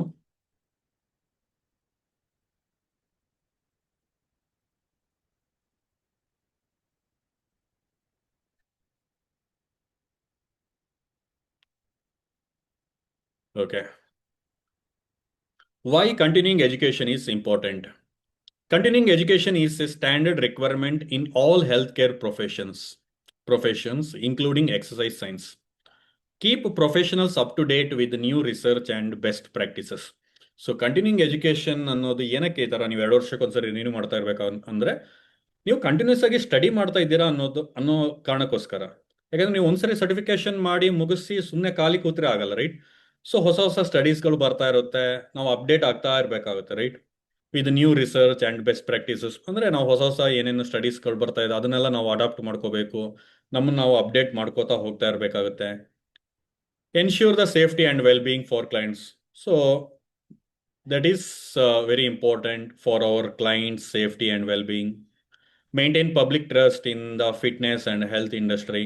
So ನೀವು ಅಪ್ಡೇಟ್ ಆಗಿಲ್ಲ ಅಂದರೆ ನೀವು ಔಟ್ಡೇಟೆಡ್ ಆಗೋಗ್ತೀರ, ರೈಟ್? ಸೊ ನೀವು ಅಪ್ಡೇಟ್ ಆಗ್ತಾ ಇರೋವಂಥದ್ದು ತುಂಬ important. The importance of ACE professionals. The fitness industry is constantly evolving. ಅಂದ್ರೆ ಹೊಸ ಹೊಸ ಸ್ಟಡೀಸ್ ಎಸ್ಪೆಷಲಿ ಇನ್ ನ್ಯೂಟ್ರಿಷನ್ ಅಂತ ಬಂದಾಗ ಅವ್ರ ಎಕ್ಸಸೈಸ್ ಫಿಸಿಯಾಲಜಿ ಅಂತ ಬಂದಾಗ ಇವಾಗ ಅನಾಟಮಿ ಬಯೋಮೆಕ್ಯಾನಿಕ್ಸ್ ಅಂತ ಬಂದಾಗ ಅದರಲ್ಲಿ ಒಂದ್ಸರಿ ನೀವು ಸ್ಟಡಿ ಮಾಡಿದ್ರೆ ಮತ್ತೆ ಅದ್ರಲ್ಲಿ ಅಪ್ಡೇಟ್ ಆಗುವಂಥದ್ದು ಅಂಥದ್ದು ಏನು ಇರೋದಿಲ್ಲ. But exercise physiology or nutrition ಈ ಥರದ್ದೆಲ್ಲ ಬಂದಾಗ ಹೊಸ ಹೊಸ ಸ್ಟಡೀಸ್ಗಳು ಬರ್ತಾ ಇರುತ್ತೆ. ಒಂದ್ಸರಿ ನೀವು ಅನ್ಕೊಂಡಿರೋದು ತಪ್ಪು, ಇನ್ನೊಂದ್ಸರಿ ಹೊಸದೇನೋ ಬರುತ್ತೆ, ರೈಟ್? ಸೊ ನೀವು ಅಪ್ಡೇಟ್ ಆಗ್ತಾ ಇರೋದು ತುಂಬಾ important. New studies, new training methods and new safety standards emerge regularly. Therefore, ACE emphasizes that exercise professionals must keep learning continuously. So that ನೀವು ಏನೋ ಒಂದು ಸರ್ಟಿಫಿಕೇಶನ್ ಮಾಡುವಂಥದ್ದು ಆರ್ ಅವ್ರದ್ದು ವೆಬಿನಾರ್ಸ್ ವರ್ಕ್ಶಾಪ್ಸ್ನ ಅಟೆಂಡ್ ಮಾಡುವಂಥದ್ದು ಏನೋ ಒಂದು ಮಾಡ್ತಾ ಇರಬೇಕು. ಸೊ ಏನೋ ಒಂದು ಮಾಡ್ತಾ ಇರೋದ್ರಿಂದ ಏನಾಗುತ್ತೆ, ನಿಮ್ದು ಲರ್ನಿಂಗ್ ಅನ್ನೋದು ಸ್ಟಾಪ್ ಆಗೋದಿಲ್ಲ. ಕಂಟಿನ್ಯೂಸ್ಲಿ ನೀವು ಲರ್ನ್ ಆಗ್ತಾ ಇರ್ತಾ ಇದು ಸ್ಟಡಿ ಮಾಡ್ತಾನೆ ಇರ್ತೀರಾ, ಅಪ್ಡೇಟ್ ಆಗ್ತಾನೆ ಇರ್ತೀರಾ, right? By completing regular CE course, ACE professionals can stay current with the new research. So ಹೊಸ ಹೊಸ ಸ್ಟಡೀಸ್ಗಳು ಏನಿರುತ್ತೋ ಸೊ ಅದನ್ನು ನೀವು ಅಡಾಪ್ಟ್ ಮಾಡ್ಕೋತೀರಾ. Adapt programs based on the latest evidence. So latest evidences according to ಏನೆಲ್ಲ ಇರುತ್ತೋ ಅದನ್ನು ನೀವು ಅಡಾಪ್ಟ್ ಮಾಡ್ಕೋತಾ ಹೋಗ್ತೀರಾ. So that's why continuing education is important. Choosing the right continuing education. Trainers should select CE courses that match. So ಯಾವ ಥರದ CE ಕೋರ್ಸಸ್ನ ನೀವು ಚೂಸ್ ಮಾಡ್ಕೋತೀರಿ? ಇವಾಗ ನಾನು ಆಲ್ರೆಡಿ ಹೇಳಿದೆ, ರೈಟ್? ನೀವು ಯಾವುದಾದ್ರೂ ಸರ್ಟಿಫಿಕೇಶನ್ಸ್ನ ಮಾಡಿದ್ರೆ ಅದಕ್ಕೆ ನಿಮಗೆ ಪಾಯಿಂಟ್ಸ್ ಅನ್ನೋದು ಸಿಗುತ್ತೆ. ಸೊ ಓಕೆ, ಇವಾಗ trainers should select CE courses that match. So ಯಾವ ಥರ ಚೂಸ್ ಮಾಡ್ಕೋತೀರಾ? Their career goals and interest. So ನಿಮ್ಮದು ಗೋಲ್ಸ್ ಏನು, ಕೆರಿಯರ್ ಗೋಲ್ ಏನು, ನಿಮ್ಮದು ಯಾವ ಟಾಪಿಕ್ಸ್ಗಳಲ್ಲಿ ನಿಮಗೆ ಇಂಟ್ರೆಸ್ಟ್ ಇದೆ, ಅದ್ರ ಮೇಲೆ ನಿಮಗೆ ಇಷ್ಟ ಬಂದಿದ್ದನ್ನ ನೀವು ಚೂಸ್ ಮಾಡ್ಕೋಬೋದು. Their current knowledge and skill level, not too basic or too advanced. ಅಂದ್ರೆ ನೀವು ಚೂಸ್ ಮಾಡ್ಕೊಳ್ಳುವಂತ ಸರ್ಟಿಫಿಕೇಶನ್ಸ್ ಯಾವ ತರ ಇರಬೇಕು ಅಂದ್ರೆ ತುಂಬಾ ಬೇಸಿಕ್ನು ಆಗಿರಬಾರ್ದು, ತುಂಬಾ ಅಡ್ವಾನ್ಸ್ಡ್ ಆಗಿರಬಾರ್ದು. ನಿಮ್ಮ ಕರೆಂಟ್ ನಾಲೆಜ್ ಅಂಡ್ ಸ್ಕಿಲ್ ಏನಿದೆಯೋ ಅದನ್ನ ಮ್ಯಾಚ್ ಮಾಡೋ ತರ ಇರಬೇಕು. ಓಕೆ, ನಿಮಗೆ ಆಲ್ರೆಡಿ ತುಂಬಾ ಗೊತ್ತಿದೆ ಮತ್ತೆ ಅದಕ್ಕಿಂತ ಕಡಿಮೆ ಇರುವಂತದನ್ನ ನೀವು ಸರ್ಟಿಫಿಕೇಶನ್ ಮಾಡೋದ್ರಿಂದ ಏನು ಯೂಸ್ ಇಲ್ಲ. ಅದೇ ರೀತಿ ತುಂಬಾ ಅಡ್ವಾನ್ಸ್ಡ್ ಮಾಡೋದ್ರಿಂದ ಅಗೇನ್ ಅದನ್ನು ನಿಮಗೇನು ಅರ್ಥ ಆಗಲ್ಲ. ಸೊ ಎಕ್ಸಾಕ್ಟ್ ಆಗಿ ನಿಮ್ಮ ಕರೆಂಟ್ ನಾಲೆಜ್ ಏನಿರುತ್ತೋ ಸೊ ಅದಕ್ಕಿಂತ ಸ್ಲೈಟ್ಲಿ ಮೇಲೆ ಇರುವಂಥದ್ದು. ಸೊ ಆ ಥರದ ಸರ್ಟಿಫಿಕೇಶನ್ಸ್ಗಳು ನೀವು ಚೂಸ್ ಮಾಡ್ಕೋಬೇಕು. They are client population. For example A trainer working. So ಯಾವ ಥರದ ಕ್ಲೈಂಟ್ಸ್ ಜೊತೆ ನೀವು ಹೆಚ್ಚು ವರ್ಕ್ ಮಾಡ್ತೀರಾ ಅದರ ಆಧಾರದ ಮೇಲೇನು ನೀವು ಚೂಸ್ ಮಾಡ್ಕೋಬಹುದು. ಫಾರ್ ಎಕ್ಸಾಂಪಲ್ ನೀವು ಇಲ್ಲಿ ಏನು ಕೊಟ್ಟಿದ್ದಾರೆ, ವರ್ಕಿಂಗ್ ವಿತ್ ಸೀನಿಯರ್ಸ್ ಅಂದ್ರೆ ಓಲ್ಡರ್ ಗರ್ಲ್ಸ್, 60 ವರ್ಷ ದಾಟಿರೋರು, ಈ ಥರದವರೇ ನಿಮ್ಮ ಕ್ಲೈಂಟ್ಸ್ ಜಾಸ್ತಿ ಇದ್ದಾರೆ ಅಂದ್ರೆ ಸೊ ಅದ್ರ ರಿಲೇಟೆಡ್ ಏನಾದರೂ ಸರ್ಟಿಫಿಕೇಶನ್ಸ್ನ ಮಾಡ್ಬೋದು. ಅಥವಾ ನೀವು ತುಂಬಾ pregnant women, post pregnancy ladies, so ಈ ಥರದವ್ರನ್ನೆಲ್ಲ ನೀವು ತುಂಬಾ ಜನ ಟ್ರೈನ್ ಮಾಡಿದ್ದೀರಾ, ಆ ಥರದ ರಿಕ್ವೈರ್ಮೆಂಟ್ಸ್ಗಳು ಬರ್ತಾ ಇರುತ್ತೆ ಅಂದ್ರೆ ಸೊ ಅದಕ್ಕೆ ಸಂಬಂಧಪಟ್ಟಿರುವಂಥ ಸರ್ಟಿಫಿಕೇಶನ್ಸ್ಗಳನ್ನ ನೀವು ಮಾಡ್ಬೋದು. ಸೊ ಅದನ್ನ ಹೇಳ್ತಾ ಇರೋಂಥದ್ದು. Choose courses on fall prevention or balance training. So ನೀವು ಯಾವ ಥರದ ಕ್ಲೈಂಟ್ಸ್ನ ಟ್ರೈನ್ ಮಾಡ್ತಿರೋ ಸೊ ಅದ್ರ ರಿಲೇಟೆಡ್ ಮಾಡ್ಬೋದು, ಅವ್ರ ನಿಮ್ಮ ಇಂಟ್ರೆಸ್ಟ್ ಏನಿದೆ ಅದ್ರ ರಿಲೇಟೆಡ್ ಸರ್ಟಿಫಿಕೇಶನ್ಸ್ಗಳನ್ನ ಮಾಡ್ಬೋದು. Next, finding a niche. A niche is a specific segment of clients or a specialized area of fitness that a personal trainer focuses. So ಇಲ್ಲಿ ಸಿಂಪಲ್ ಆಗಿ ಏನು ಹೇಳ್ತಾ ಇದ್ದಾರೆ ಅಂದ್ರೆ ಯಾವುದಾದ್ರೂ ಒಂದು ಸ್ಪೆಸಿಫಿಕ್ ಟಾಪಿಕ್ ಅಲ್ಲಿ ನೀವು ಎಕ್ಸ್ಪರ್ಟ್ ಆಗುವಂಥದ್ದು important or better. Instead of trying to train everyone, ನೀವೊಬ್ಬ ಟ್ರೈನರ್ ಆಗಿ ಅಫ್ಕೋರ್ಸ್ ಈ should be able to train everyone, ಇಲ್ಲ ಅಂತಲ್ಲ. But instead of trying to train everyone, ಸುಮ್ಮನೆ ನಾನು ಎಲ್ಲಾರನ್ನೂ ಟ್ರೈನ್ ಮಾಡ್ತೀನಿ ಅಂತ ಅದೇ ಇದರಲ್ಲಿ ಹೋಗೋ ಬದಲು the trainer develops deep expertise in one category of clients or training needs. ಅಂದ್ರೆ ನೀವು ಯಾವ್ದ್ರಲ್ಲಾದ್ರೂ ಒಂದರಲ್ಲಿ ಎಕ್ಸ್ಪರ್ಟ್ ಆಗುವಂಥದ್ದು. ಫಾರ್ ಎಕ್ಸಾಂಪಲ್ ನೀವು ಸ್ಪೆಷಲ್ ಪಾಪ್ಯುಲೇಷನ್ ಈ ತರ 60 ವರ್ಷ ದಾಟಿರೋರನ್ನ ಒಂದಷ್ಟು ಜನರನ್ನ ಟ್ರೈನ್ ಮಾಡಿದೀರಾ ಅಂತ ಅನ್ಕೊಳ್ಳಿ. ಅಂಡ್ ಅದ್ರ ರಿಲೇಟೆಡ್ ಒಂದಷ್ಟು ಸರ್ಟಿಫಿಕೇಶನ್ಸ್ ಕೋರ್ಸಸ್ ಎಲ್ಲ ನೀವು ಮಾಡೋದ್ರಿಂದ ಅನ್ಕೊಳ್ಳಿ. ಸ್ಪೆಷಲ್ ಪಾಪ್ಯುಲೇಷನ್, ಸೊ ಅವ್ರ ಬಾಡಿ ಯಾವ ಥರ ರೆಸ್ಪಾಂಡ್ ಮಾಡುತ್ತೆ, ಸೊ ನಾವು ಯಾವ ಥರ ಎಕ್ಸಸೈಸಸ್ಗಳನ್ನ ಡಿಸೈನ್ ಮಾಡಬೇಕು. ಸೊ ಸ್ಪೆಷಲ್ ಪಾಪ್ಯುಲೇಷನ್ 60 ವರ್ಷ ದಾಟಿರೋರು ಈ ಥರದ್ದು ಅದ್ರ ರಿಲೇಟೆಡ್ ನೀವು ಸರ್ಟಿಫಿಕೇಶನ್ಸ್ಗಳನ್ನ ಮಾಡ್ತೀರಾ, ಅದ್ರ ರಿಲೇಟೆಡ್ ನಾಲೆಜ್ನ ಗೇನ್ ಮಾಡ್ತೀರಾ ಅಂತ ಅನ್ಕೊಳ್ಳಿ. ಸೊ ನೀವೇನ ಆ ಒಂದು ಫೀಲ್ಡಲ್ಲಿ ನೀವು ಬ್ರ್ಯಾಂಡ್ ಆಗ್ತೀರಾ, ಕರೆಕ್ಟ್? ಸೊ ಅವ್ರ ಫ್ಯಾಮಿಲಿಯವರು ಅಥವಾ ಆ ಪರ್ಸನ್ ಇನ್ನೊಂದಷ್ಟು ಜನಕ್ಕೆ ರೆಕಮೆಂಡ್ ಮಾಡ್ಬೋದು. ಸೊ ಓಲ್ಡರ್ ಗರ್ಲ್ಸ್ನ ಇವರು ತುಂಬ ಚೆನ್ನಾಗಿ ಟ್ರೈನ್ ಮಾಡ್ತಾರೆ, ಸೊ ಅವ್ರಿಗೆ ತುಂಬ ನಾಲೆಜ್ ಇದೆ ಹೆಲ್ತ್ ಇಶ್ಯೂಸ್ಗಳ ಬಗ್ಗೆ ಆಗಿರ್ಬೋದು, ಬಾಡಿ ಯಾವ ಥರ ರೆಸ್ಪಾಂಡ್ ಮಾಡುತ್ತೆ, ಯಾವ ಥರ ಪ್ರೋಗ್ರಾಮ್ನ ಪ್ರೋಗ್ರೆಸ್ ಮಾಡಬೇಕು. ಸೊ ಈ ಥರದ್ದೆಲ್ಲ ಅವ್ರಿಗೆ ತುಂಬ ನಾಲೆಜ್ ಇದೆ, ನಿಮಗೆ ಒಂದಷ್ಟು ರಿಕ್ವೈರ್ಮೆಂಟ್ಸ್ಗಳು ಬರ್ಬೋದು. ಸೊ ನೀವು ಅದರಲ್ಲಿ ಒಂಥರ ಬ್ರ್ಯಾಂಡ್ ಆಗ್ತೀರಾ, ನೀವು ಹೆಚ್ಚು ಚಾರ್ಜ್ ಮಾಡ್ಬೋದು, ರೈಟ್? ಸೊ ಅದನ್ನ ಹೇಳ್ತಾ ಇರೋಂಥದ್ದು. Examples of niches. ಸೊ ಯಾವ ಥರ? Senior fitness, focusing on balance, mobility and strength for older adults. So senior fitness ಅಂದರೆ ಓಲ್ಡರ್ ಅಡಲ್ಟ್ಸ್ನ ಯಾವ ರೀತಿ ಟ್ರೈನ್ ಮಾಡುವಂಥದ್ದು, ಸೊ ಅದರಲ್ಲಿ ನೀವು ಸ್ಪೆಷಲಿಸ್ಟ್ ಆಗ್ಬೋದು. Or athletic population, helping athlete improves speed, agility and conditioning. So ಅದರಲ್ಲೂ ನೀವು ಮಾಡ್ಬೋದು. ಸಪೋಸ್ ತುಂಬ ಜನ ಪೇರೆಂಟ್ಸ್ ಆ ಥರ ಬರ್ತಾರೆ, ರೈಟ್? ನನ್ನ ಮಗ ಸ್ವಿಮ್ಮಿಂಗ್ ಮಾಡ್ತಾನೆ, ನನ್ನ ಮಗ ರನ್ನರು, ಅವನಿಗೆ ಅಲ್ಲಿ ಸ್ಕೂಲ್ ಅಥವಾ ಇದರಲ್ಲಿ ಅಕಾಡೆಮಿನಲ್ಲಿ ವೀಕ್ಲಿ 3 days ಟ್ರೈನಿಂಗ್ ಇರುತ್ತೆ. ಸೊ ಅದರ್ 3 days ಒಂದು ಸ್ವಲ್ಪ ಅವನಿಗೆ ಏನಾದರೂ ಎಕ್ಸಸೈಸಸ್ಗಳನ್ನ ಮಾಡಿಸ್ಬೇಕು ಅಂತ ನಾವು ಟ್ರೈನರ್ನ ಹೈರ್ ಮಾಡ್ತಾ ಇದ್ದೀವಿ.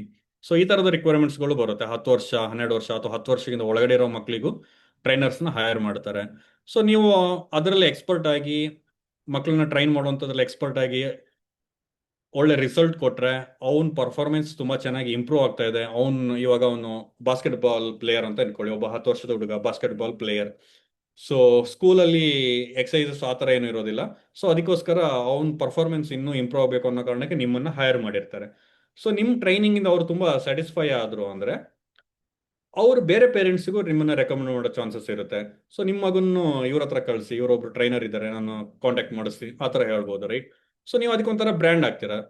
ಸೊ ಸುಮ್ಮನೆ ಜನರಲ್ ಆಗಿ ಟ್ರೈನರ್ನ ಹೈರ್ ಮಾಡೋ ಬದಲು ಪೇರೆಂಟ್ಸ್ ಏನು ಯೋಚನೆ ಮಾಡ್ತಾರೆ, ಯಾರಾದ್ರೂ ಒಬ್ರು ಎಕ್ಸ್ಪರ್ಟ್ನ ಹೈರ್ ಮಾಡ್ಕೊಳ್ಳೋಣ. ಸೊ ಆ ಥರ ಯೋಚನೆ ಮಾಡ್ತಾರೆ, ರೈಟ್? ಅದೇ ರೀತಿ ಯಾರಾದರೂ ಒಂದು ಸ್ವಲ್ಪ ಫೈನಾನ್ಷಿಯಲಿ ಚೆನ್ನಾಗಿರೋರು ಇದ್ದಾರೆ ಅಂತ ಅನ್ಕೊಳ್ಳಿ. ಸೊ ಅವ್ರ ತಂದೆ ಯಾರೋ ಒಬ್ರು 65 ವರ್ಷ ಆಗಿದ್ದಾರೆ, ಅವ್ರಿಗೊಬ್ರು ಟ್ರೈನರ್ ಬೇಕು. ಸುಮ್ಮನೆ ಯಾರೋ ರ್ಯಾಂಡಮ್ ಆಗಿ ಟ್ರೈನರ್ನ ಚೂಸ್ ಮಾಡ್ಕೊಳ್ಳೋ ಬದಲು ಅವ್ರು ಏನು ಯೋಚನೆ ಮಾಡ್ತಾರೆ, ದುಡ್ಡು ಜಾಸ್ತಿ ಕೊಟ್ಟರು ಪರವಾಗಿಲ್ಲ, ಯಾರಾದ್ರೂ ಸ್ವಲ್ಪ ಎಕ್ಸ್ಪರ್ಟ್ನೇ ಕರ್ಸ್ಕೊಳ್ಳೋಣ, ಸುಮ್ಮನೆ ಏನಕ್ಕೆ ರಿಸ್ಕು. ಸೊ ಇದರಿಂದ ಏನಾಗುತ್ತೆ ಅಂದ್ರೆ ನೀವು ಒಂಥರ ಬ್ರ್ಯಾಂಡ್ ಆಗ್ತೀರಾ, ಈ ಥರದ ಪಾಪ್ಯುಲೇಷನಿಗೆ ನೀವು ಒಂಥರ ಬ್ರ್ಯಾಂಡ್ ಆಗ್ತೀರಾ ಆ್ಯಂಡ್ ನೀವು ಹೆಚ್ಚು ಚಾರ್ಜ್ ಮಾಡ್ಬೋದು. ಅದೇ ರೀತಿ obesity and weight management. So ಇದು ಬಿಟ್ಟರೆ obesity and weight management, so ಅದರಲ್ಲೂ ನೀವು ಎಕ್ಸ್ಪರ್ಟ್ ಆಗ್ಬೋದು. Supporting clients in fat loss and behaviour change. So same weight management. Pre or post natal fitness, working with women during and after pregnancy. So during or after pregnancy ನೀವು ಒಬ್ರು ಲೇಡಿನ train ಮಾಡಿದ್ರಿ, ಅವ್ರನ್ನ ತುಂಬ ಚೆನ್ನಾಗಿ educate ಮಾಡಿದ್ರಿ, so ಅವ್ರ ಫಿಟ್ನೆಸ್ಸಲ್ಲೂ improve ಆಯಿತು, ಜೊತೆಗೆ ನಿಮ್ಮ ನಾಲೆಜಲ್ಲೂ ಅವ್ರು ಇಂಪ್ರೆಸ್ ಆದರು ಅಂದರೆ ಡೆಫಿನೆಟ್ಲಿ ಇನ್ನೊಂದಷ್ಟು ಜನಕ್ಕೆ ಅವರು ನಿಮ್ಮನ್ನ ರೆಕಮೆಂಡ್ ಮಾಡ್ತಾರೆ, ನೀವು ಜಾಸ್ತಿ ಚಾರ್ಜ್ ಮಾಡ್ಬೋದು, right? Why finding a niche is important. Focusing on one niche gives competitive advantage because you become known as an expert in that area. So ಆ ಫೀಲ್ಡಲ್ಲಿ ನೀವು ಎಕ್ಸ್ಪರ್ಟ್ ಆಗಿರ್ತೀರ. You stand out from general trainers who work with everyone. So ಎಲ್ಲ ಕ್ಲೈಂಟ್ಸ್ನು train ಮಾಡುವಂಥ trainers ಯಾರಿರ್ತಾರೋ so ಅವ್ರಿಗಿಂತ ನೀವು ಸ್ಟ್ಯಾಂಡ್ ಔಟ್ ಆಗ್ತೀರ, ನೀವು ಡಿಫ್ರೆಂಟ್ ಆಗಿರ್ತೀರ. You attract specific clients who are searching for exactly what you offer. So ನೀವು ಯಾವುದ್ರಲ್ಲಿ ಎಕ್ಸ್ಪರ್ಟ್ ಆಗಿರ್ತೀರೋ ಸೊ ಎಕ್ಸಾಕ್ಟ್ ಆಗಿ ಅದೇ ಥರದ ಕ್ಲೈಂಟ್ಸ್ನ you can attract. It allows you to charge higher rates due to your specialization and expertise. So ನೀವು expert ಆಗಿದ್ದೀರಾ, ತುಂಬ ಜನ ಕ್ಲೈಂಟ್ಸ್ನ ಟ್ರೈನ್ ಮಾಡಿದ್ದೀರಾ, ಅವ್ರ ಥರದೇ ಕ್ಲೈಂಟ್ಸ್ಗಳನ್ನ ಟ್ರೈನ್ ಮಾಡಿದ್ದೀರಾ. So for example postnatal, ಅವರು ಪ್ರೆಗ್ನೆನ್ಸಿ ಆಗಿ ಒಂದು 2-3 ತಿಂಗಳಾಗಿರುತ್ತೆ, ಇವಾಗ ಅವ್ರ ಹಸ್ಬೆಂಡು ಟ್ರೈನರ್ನ ಹೈರ್ ಮಾಡಬೇಕು. ಸೊ ಆಲ್ರೆಡಿ ನೀವು ಅದರಲ್ಲಿ ಎಕ್ಸ್ಪರ್ಟ್, ಆ ಥರದ ತುಂಬ ಲೇಡೀಸ್ನ ಟ್ರೈನ್ ಮಾಡಿದ್ರೆ ಅಂದರೆ ನಿಮ್ಮನ್ನು ಪ್ರಿಫರ್ ಮಾಡ್ತಾರೆ, ರೈಟ್? ಸುಮ್ಮನೆ ರ್ಯಾಂಡಮ್ ಆಗಿ ಯಾರೊಬ್ರು ಟ್ರೈನರ್ನ ಕರೆಸಿ ಅವನೇನೋ ಮಾಡಿಸಿ, ಸೊ ಆ ಥರದ ಬದಲು ಎಕ್ಸ್ಪರ್ಟ್ ಯಾರು ಇರ್ತಾರೋ ಸೊ ಅವ್ರನ್ನ ಅವರು ಹೈರ್ ಮಾಡ್ತಾರೆ. So you can charge higher rates. How to choose your niche. Okay, ಯಾವ ಥರ ನಿಮ್ಮದು ನೀಚ್ನ ಚೂಸ್ ಮಾಡ್ಕೋತೀರಾ, ಯಾವುದ್ರಲ್ಲಿ ಎಕ್ಸ್ಪರ್ಟ್ ಆಗ್ತೀರಾ? ಆಸ್ಕ್ ಯುವರ್ ಸೆಲ್ಫ್, ನಿಮ್ಮನ್ನು ನೀವೇ ಕೇಳ್ಕೊಳ್ಳಿ. Which type of clients do I enjoy working with most. So ಯಾವ ಥರದ ಕ್ಲೈಂಟ್ಸ್ನ ನಾನು ಟ್ರೈನ್ ಮಾಡೋದಲ್ಲಿ ಎಂಜಾಯ್ ಮಾಡ್ತೀನಿ, ನನಗೆ ಇಷ್ಟ ಆಗುತ್ತೆ. ಸೊ ಕೆಲವೊಬ್ಬರಿಗೆ ವಯಸ್ಸಾಗಿರೋರನ್ನ ಟ್ರೈನ್ ಮಾಡೋದು ಇಷ್ಟ ಆಗ್ಬೋದು, ಅಥ್ಲೆಟ್ಸ್ನ whatever. What fitness topics or training styles excite me. What fitness topics, for example personally ಈ ಥರ ಬಯೋಮೆಕ್ಯಾನಿಕ್ಸು, ಫೋರ್ಸಸ್ಸು, ಈ ಥರದನ್ನ ಇದು ನನ್ನ what I excite from these topics. So ನನಗೆ ಅದು ತುಂಬ ಇಂಟ್ರೆಸ್ಟಿಂಗ್ ಅಂತ ಅನಿಸುತ್ತೆ. ಅದೇ ರೀತಿ ನಿಮಗೆ ಯಾವುದು ಇಂಟ್ರೆಸ್ಟಿಂಗ್ ಅಂತ ಅನಿಸುತ್ತೆ ಸೊ ಆ ಟಾಪಿಕ್, ಅದರಲ್ಲಿ ನೀವು ವೆಯ್ಟ್ ಮ್ಯಾನೇಜ್ಮೆಂಟ್ ಆಗಿರ್ಬೋದು, ಅಥ್ಲೆಟಿಕ್ ಟ್ರೈನಿಂಗ್ ಆಗಿರ್ಬೋದು, ಅದ್ರ ಮೇಲೆ ನೀವು ಡಿಸೈಡ್ ಮಾಡ್ಕೋಬಹುದು what personal or professional experience do I already have that can help me serve this group. So already ನಿಮಗೆ ಏನು ಎಕ್ಸ್ಪರ್ಟ್ಗಳಿದೆಯೋ, ಅಲ್ಲ ಸಾರಿ, ಆಲ್ರೆಡಿ ನಿಮಗೆ ಏನು ಎಕ್ಸ್ಪೀರಿಯನ್ಸ್ ಇದೆಯೋ, ಏನು ನಾಲೆಜ್ ಇದೆಯೋ, ಅದರ ಆಧಾರದ ಮೇಲೆ ಇನ್ನಷ್ಟು ಬೆಟರ್ ಆಗೋದು ಹೇಗೆ ಅನ್ನೋದ್ರ ಆಧಾರದ ಮೇಲೆನೂ ನೀವು ಚೂಸ್ ಮಾಡ್ಕೋಬಹುದು. Your passion experience plus client demand you ideal. ತುಂಬಾ ಸಿಂಪಲ್ ಆಗಿ ಹೇಳೋದಾದ್ರೆ ನಿಮ್ಮ ಇಷ್ಟ, ನಿಮಗೆ ಯಾವ ಥರದ ಕ್ಲೈಂಟ್ಸ್ ನಿಮ್ಮ ಹತ್ರ ಜಾಸ್ತಿ ಬರ್ತಾರೆ ಅನ್ನೋದ್ರ ಆಗಿರ್ಬೋದು, ಅಥವಾ ನಿಮಗೆ ಯಾವುದ್ರಲ್ಲಿ ಇಂಟ್ರೆಸ್ಟ್ ಜಾಸ್ತಿ ಇದೆ ಅನ್ನೋದು. So whatever you have to decide, ನಾನು ಯಾವುದ್ರಲ್ಲಿ ಎಕ್ಸ್ಪರ್ಟ್ ಆಗಬೇಕು ಅನ್ನೋದನ್ನ you have to decide.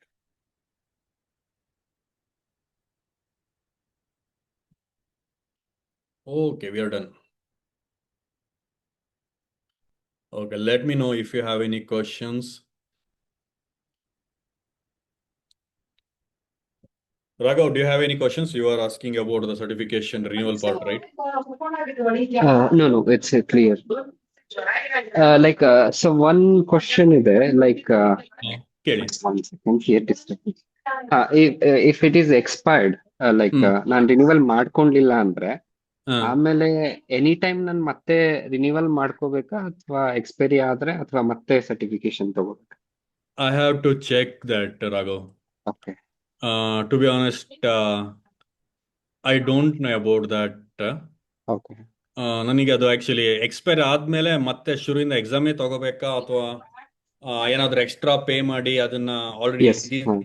Renew ಮಾಡೋದಕ್ಕಾಗುತ್ತಾ, ಅದು ನನಗೆ ಐಡಿಯಾ ಇಲ್ಲ. ಯಾಕಂದ್ರೆ ಅವ್ರದ್ದು Okay. ಒಂದೊಂದ್ಸರಿ ಕೆಲವೊಂದೆಲ್ಲ ಚೇಂಜಸ್ ಆಗ್ತಾ ಇರುತ್ತೆ. ಓಕೆ, ಅವ್ರ ಪ್ರೋಟೋಕಾಲ್ಸ್, ಅವ್ರದ್ದು ಸಿಸ್ಟಮ್ ಚೇಂಜ್ ಆಗ್ತಾ ಇರುತ್ತೆ. So I have to check that.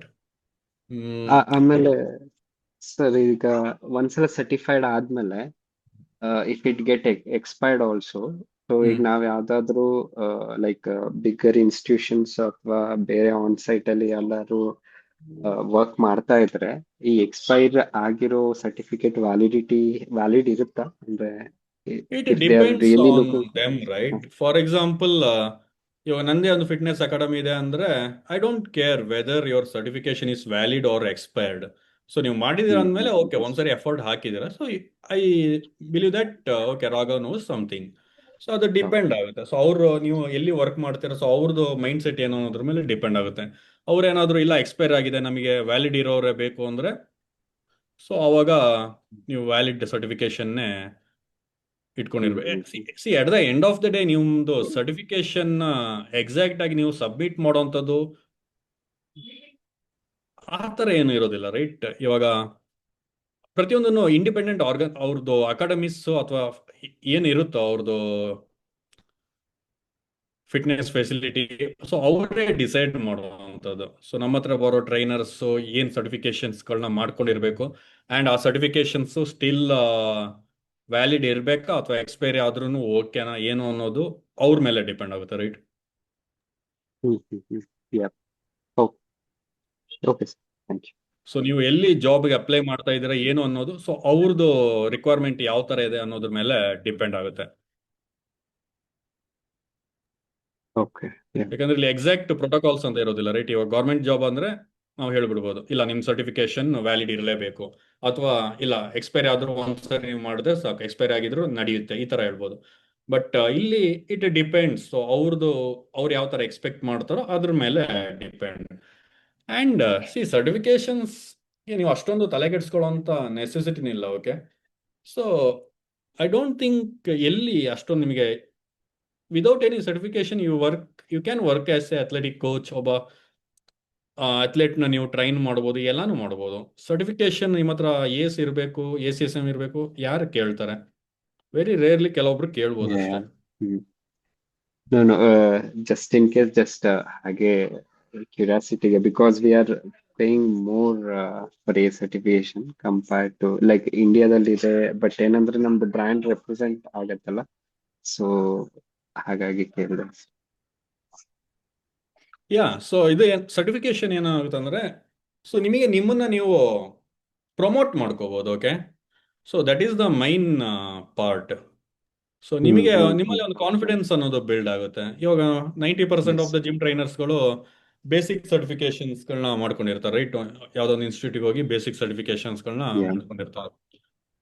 So but ಏಸ್ ಅಂತ ಬಂದಾಗ ಅದಕ್ಕೊಂದು ವ್ಯಾಲ್ಯೂ ಅನ್ನೋದು ಇರುತ್ತೆ. ಸೊ ನಿಮ್ಮನ್ನ ಯಾರನ್ನು ಅದು ಏನಿಲ್ಲ ದುಡ್ಡು ಕೊಟ್ರೆ ಸಿಗುತ್ತೆ ಆ ಥರ ಯಾರನ್ನು ಹಗುರವಾಗಿ ಈಸಿಯಾಗಿ ತಗೊಳ್ಳೋದಕ್ಕೆ ಸಾಧ್ಯ ಇಲ್ಲ, right?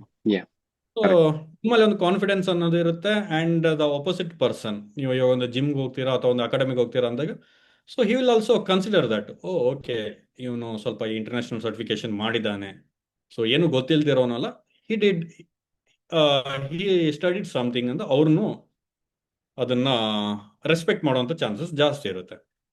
So that is the main point. For example ಇವಾಗ ನಾನು ಆ ಥರ ಸರ್ಟಿಫೈಡ್ ಟ್ರೈನರು ಈ ಥರ ಎಲ್ಲ ಇವಾಗ ನಾನು ಹೇಳ್ಕೊಳ್ಳಲ್ಲ. ಸ್ಟಾರ್ಟಿಂಗಲ್ಲಿ 2 ವರ್ಷದಿಂದ ನಾನು ಇನ್ಸ್ಟಾಗ್ರಾಮಲ್ಲೂ ಅದೇ ಥರ ಹಾಕೊಂಡಿದ್ದೆ, ಇಂಟರ್ನ್ಯಾಷನಲ್ ಸರ್ಟಿಫೈಡ್ ಪರ್ಸನಲ್ ಟ್ರೈನರ್ ಅಂತ ನಾನು ಹಾಕೊಂಡಿದ್ದೆ. Karthik okay. International certified personal. So ನನಗೆ ನಾನೇ ಆ ಥರ ಒಂಥರ ಪ್ರಮೋಟ್ ಮಾಡ್ಕೊಂಡೆ, ಬಿಲ್ಡಪ್ ಕೊಟ್ಕೊಂಡೆ. Okay, yes. So like that ನಿಮಗೆ ಬಿಟ್ಟಿರೋದು, ನಿಮ್ಮ ಕ್ಲೈಂಟ್ಸ್ ಹತ್ರ ನೀವು ಬಿಲ್ಡಪ್ ತಗೋಬಹುದು. ನನ್ನ ಹತ್ರ ಇಂಟರ್ನ್ಯಾಷನಲ್ ಸರ್ಟಿಫಿಕೇಶನ್ ಇದೆ, ಅಮೆರಿಕನ್ ಸರ್ಟಿಫಿಕೇಶನ್ ಇದೆ, US ಇಂದ ಇಲ್ಲಿಂದ US ಇಂದಾನೇ ಬಂದಿರೋಂಥದ್ದು, American council on exercise organization ಕಡೆ ನನಗೆ ಸರ್ಟಿಫಿಕೇಶನ್ ಸಿಕ್ಕಿದೆ. ಸೊ ಆ ಥರ ನೀವು ಪ್ರಮೋಟ್ ಮಾಡ್ಕೋಬಹುದು. ಸೊ ಟೋಟಲಿ ನಿಮ್ಮ ಮೇಲೆ ಡಿಪೆಂಡ್ ಯಾವ ಥರ. ನೀವು ಸರ್ಟಿಫಿಕೇಶನ್ ಮಾಡಿದ ತಕ್ಷಣ ಯಾರು ನಿಮ್ಮನ್ನ ಕರೆದ್ಬಿಟ್ಟು ಕೆಲಸ ಕೊಡಲ್ಲ, ಸರ್ಟಿಫಿಕೇಶನ್ ಮಾಡಿದ್ಯಾ ಬಾ ಅಂತ, ರೈಟ್? ಸೊ ಟೋಟಲಿ ನಿಮ್ಮ ಮೇಲೆ ಡಿಪೆಂಡ್ Yes. ಆಗುತ್ತೆ. And one more thing is the major benefit ಏನು ಅಂದ್ರೆ ನಿಮ್ದು ಇಲ್ಲಿ ಬೇಸಿಕ್ ತುಂಬಾ ಸ್ಟ್ರಾಂಗ್ ಆಗುತ್ತೆ. ಓಕೆ, ನೀವು for example Raghav, you are an IT employee, right? So definitely ಟರ್ಮ್ಸ್ಗಳನ್ನೆಲ್ಲ ಅರ್ಥ ಮಾಡ್ಕೊಳ್ಳೋದು ಐ ಥಿಂಕ್ ನಿಮಗೆ ಅಷ್ಟೊಂದೇನು ಕಷ್ಟ ಆಗಲ್ಲ ಅಂತ ಅನ್ಕೋತೀನಿ. ಸೊ ಮೆಡಿಕಲ್ ಟರ್ಮ್ಸ್ಗಳಾಗಿರ್ಬೋದು ಅಥವಾ ಈ ಬಯೋಮೆಕ್ಯಾನಿಕ್ಸ್ ಟರ್ಮ್ಸ್ಗಳಾಗಿರ್ಬೋದು. ಸೊ ನಿಮಗೆ ಇನ್ನಷ್ಟು ನಾಲೆಜ್ನ ಇಂಪ್ರೂವ್ ಮಾಡ್ಕೋಬೇಕು ಅಂತ ಇದ್ದಾಗ ಅದರ್ ಟೆಕ್ಸ್ಟ್ ಬುಕ್ಸ್ ಅಥವಾ ಇನ್ನೊಂದೇನೋ ಸರ್ಟಿಫಿಕೇಶನ್ ಏನೋ ಮಾಡಬೇಕು ಅಂತ ಇದ್ದಾಗ ತುಂಬಾ ಈಸಿ ಆಗ್ತಾ ಹೋಗುತ್ತೆ, ಯಾಕಂದ್ರೆ ನಿಮ್ದು ಫೌಂಡೇಶನ್ ಒಂದ್ ರೀತಿ ಸ್ಟ್ರಾಂಗ್ ಇದೆ.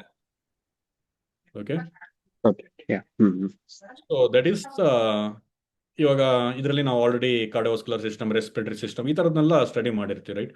ಸೊ ನೆಕ್ಸ್ಟ್ ನೀವೇನಾದ್ರೂ ಒಂದು ಆರ್ಟಿಕಲ್ಸ್ ಓದಿದಾಗ ನಿಮ್ಗೆ ಅರ್ಥ ಆಗ್ತಾ ಹೋಗುತ್ತೆ, ಓಕೆ ಇಲ್ಲಿ ಈ ಥರ ಇದನ್ನ ಮೆನ್ಷನ್ ನಿಮ್ಮ ನಾಲೆಜ್ನ ಅಪ್ಡೇಟ್ ಮಾಡ್ಬೋದು. ಫಾರ್ ಎಕ್ಸಾಂಪಲ್ ಇಲ್ಲಿ ನಾವು ಕೆಲವೊಂದು ಟಾಪಿಕ್ಸ್ ಓವರ್ ಸಿಂಪ್ಲಿಫೈ ಆಗಿರ್ಬೋದು, ಅಂದ್ರೆ ಡೀಟೇಲ್ ಆಗಿ ಹೋಗೋ ಬದಲು ಸ್ವಲ್ಪ ಬೇಸಿಕ್ ಇನ್ಫಾರ್ಮೇಶನ್, ಬೇಸಿಕಲಿ ಇವ್ರು ಕೆಲವೊಂದನ್ನ ಹಂಗೆ ಕವರ್ ಮಾಡಿ ಬಿಟ್ಟಿರ್ತಾರೆ. ಅಂದ್ರೆ ರಾಂಗ್ ಇನ್ಫಾರ್ಮೇಶನ್ ಅಂತಲ್ಲ, ಡೀಟೇಲ್ ಆಗಿ ಹೋಗದೆ ಸ್ವಲ್ಪ ಏನು ಇನ್ ಡೆಪ್ತ್ ಹೋಗದೆ ಜಸ್ಟ್ ಒಂದು ಬೇಸಿಕ್ ಲೆವೆಲಲ್ಲಿ ಎಕ್ಸ್ಪ್ಲನೇಷನ್ ಕೊಟ್ಟಿರ್ತಾರೆ. ನೆಕ್ಸ್ಟ್ ನೀವೇನೋ ಇನ್ನೊಂದೇನೋ ಬುಕ್ ಓದಬೇಕಾದ್ರೆ ನಿಮಗೆ ಅದು ಈಸಿಯಾಗಿ ಅರ್ಥ ಆಗ್ತಾ ಹೋಗುತ್ತೆ, ಯಾಕಂದ್ರೆ ಆಲ್ರೆಡಿ ನೀವು ಬೇಸಿಕ್ ಸ್ಟಡಿ ಮಾಡಿದ್ದೀರಾ. ಸೊ ಇನ್ನೊಂದಷ್ಟು ನಿಮ್ದು ನಾಲೆಜ್ ಇಂಪ್ರೂವ್ ಆಗ್ತಾ ಹೋಗುತ್ತೆ. ಫಾರ್ ಎಕ್ಸಾಂಪಲ್ ಇಲ್ಲಿ ನಾವು ಮಸಲ್ಸ್ ಅಂದ್ರೆ ಏನು, ಬೋನ್ಸ್ ಅಂದ್ರೆ ಏನು, ಲಿಗಮೆಂಟ್ಸ್ ಅಂದ್ರೆ ಏನು, ಟೆಂಡನ್ಸ್, ಅದರ್ ಕಾರ್ಟಿಲೇಜಸ್ ಇದನ್ನೆಲ್ಲ ನೋಡಿರ್ತೀವಿ, ರೈಟ್? ಸೊ ಇವಾಗ ನೀವು ಸುಮ್ಮನೆ ಯಾವುದೋ ಒಂದು ಟೆಕ್ಸ್ಟ್ ಬುಕ್ ಅಥವಾ ಆರ್ಟಿಕಲ್ಸ್ ಏನೋ ಓದಿದಾಗ ಏನಿರುತ್ತೆ, ಟೆಂಡನ್ಸ್, ಮಸಲ್ಸ್ ಈ ಥರ ಎಲ್ಲ ಓದಿದಾಗ ನಿಮಗೆ ಅದು ಏನಂತಾನೆ ಅರ್ಥ ಆಗ್ತಾ ಇರೋದಿಲ್ಲ, ಅದು ನಿಮ್ಮನ್ನ ಮೋಟಿವೇಟು ಮಾಡಲ್ಲ. ನೆಕ್ಸ್ಟ್ ಕಂಟಿನ್ಯೂ ಮಾಡೋದಕ್ಕೆ ಅದು ನಿಮ್ಮನ್ನ ಮೋಟಿವೇಟು ಮಾಡೋದಿಲ್ಲ. But when you already know what is muscles, what is tendons, how muscles work, how tendons works, what are cartilages, so next ನಿಮಗೆ ಕಂಟಿನ್ಯೂ ಮಾಡೋದಕ್ಕೆ ಓದೋದಕ್ಕೆ ಅದು ಒಂದು ರೀತಿ ಮೋಟಿವೇಟ್ ಮಾಡುತ್ತೆ, ರೈಟ್? ಸೊ ನಿಮ್ದು ನಾಲೆಜ್ನ ಇಂಪ್ರೂವ್ ಮಾಡೋದಕ್ಕೆ, ಗೈನ್ ಮಾಡ್ಕೊಂಡು ಹೋಗೋದಕ್ಕೆ, ಮುಂದಕ್ಕೆ ಹೋಗೋದಕ್ಕೆ definitely it is a good ಒಂದು ರೀತಿ ಫೌಂಡೇಶನ್ ಈ ತರದ international certifications. Okay. Okay, thank you sir. Okay, any other questions?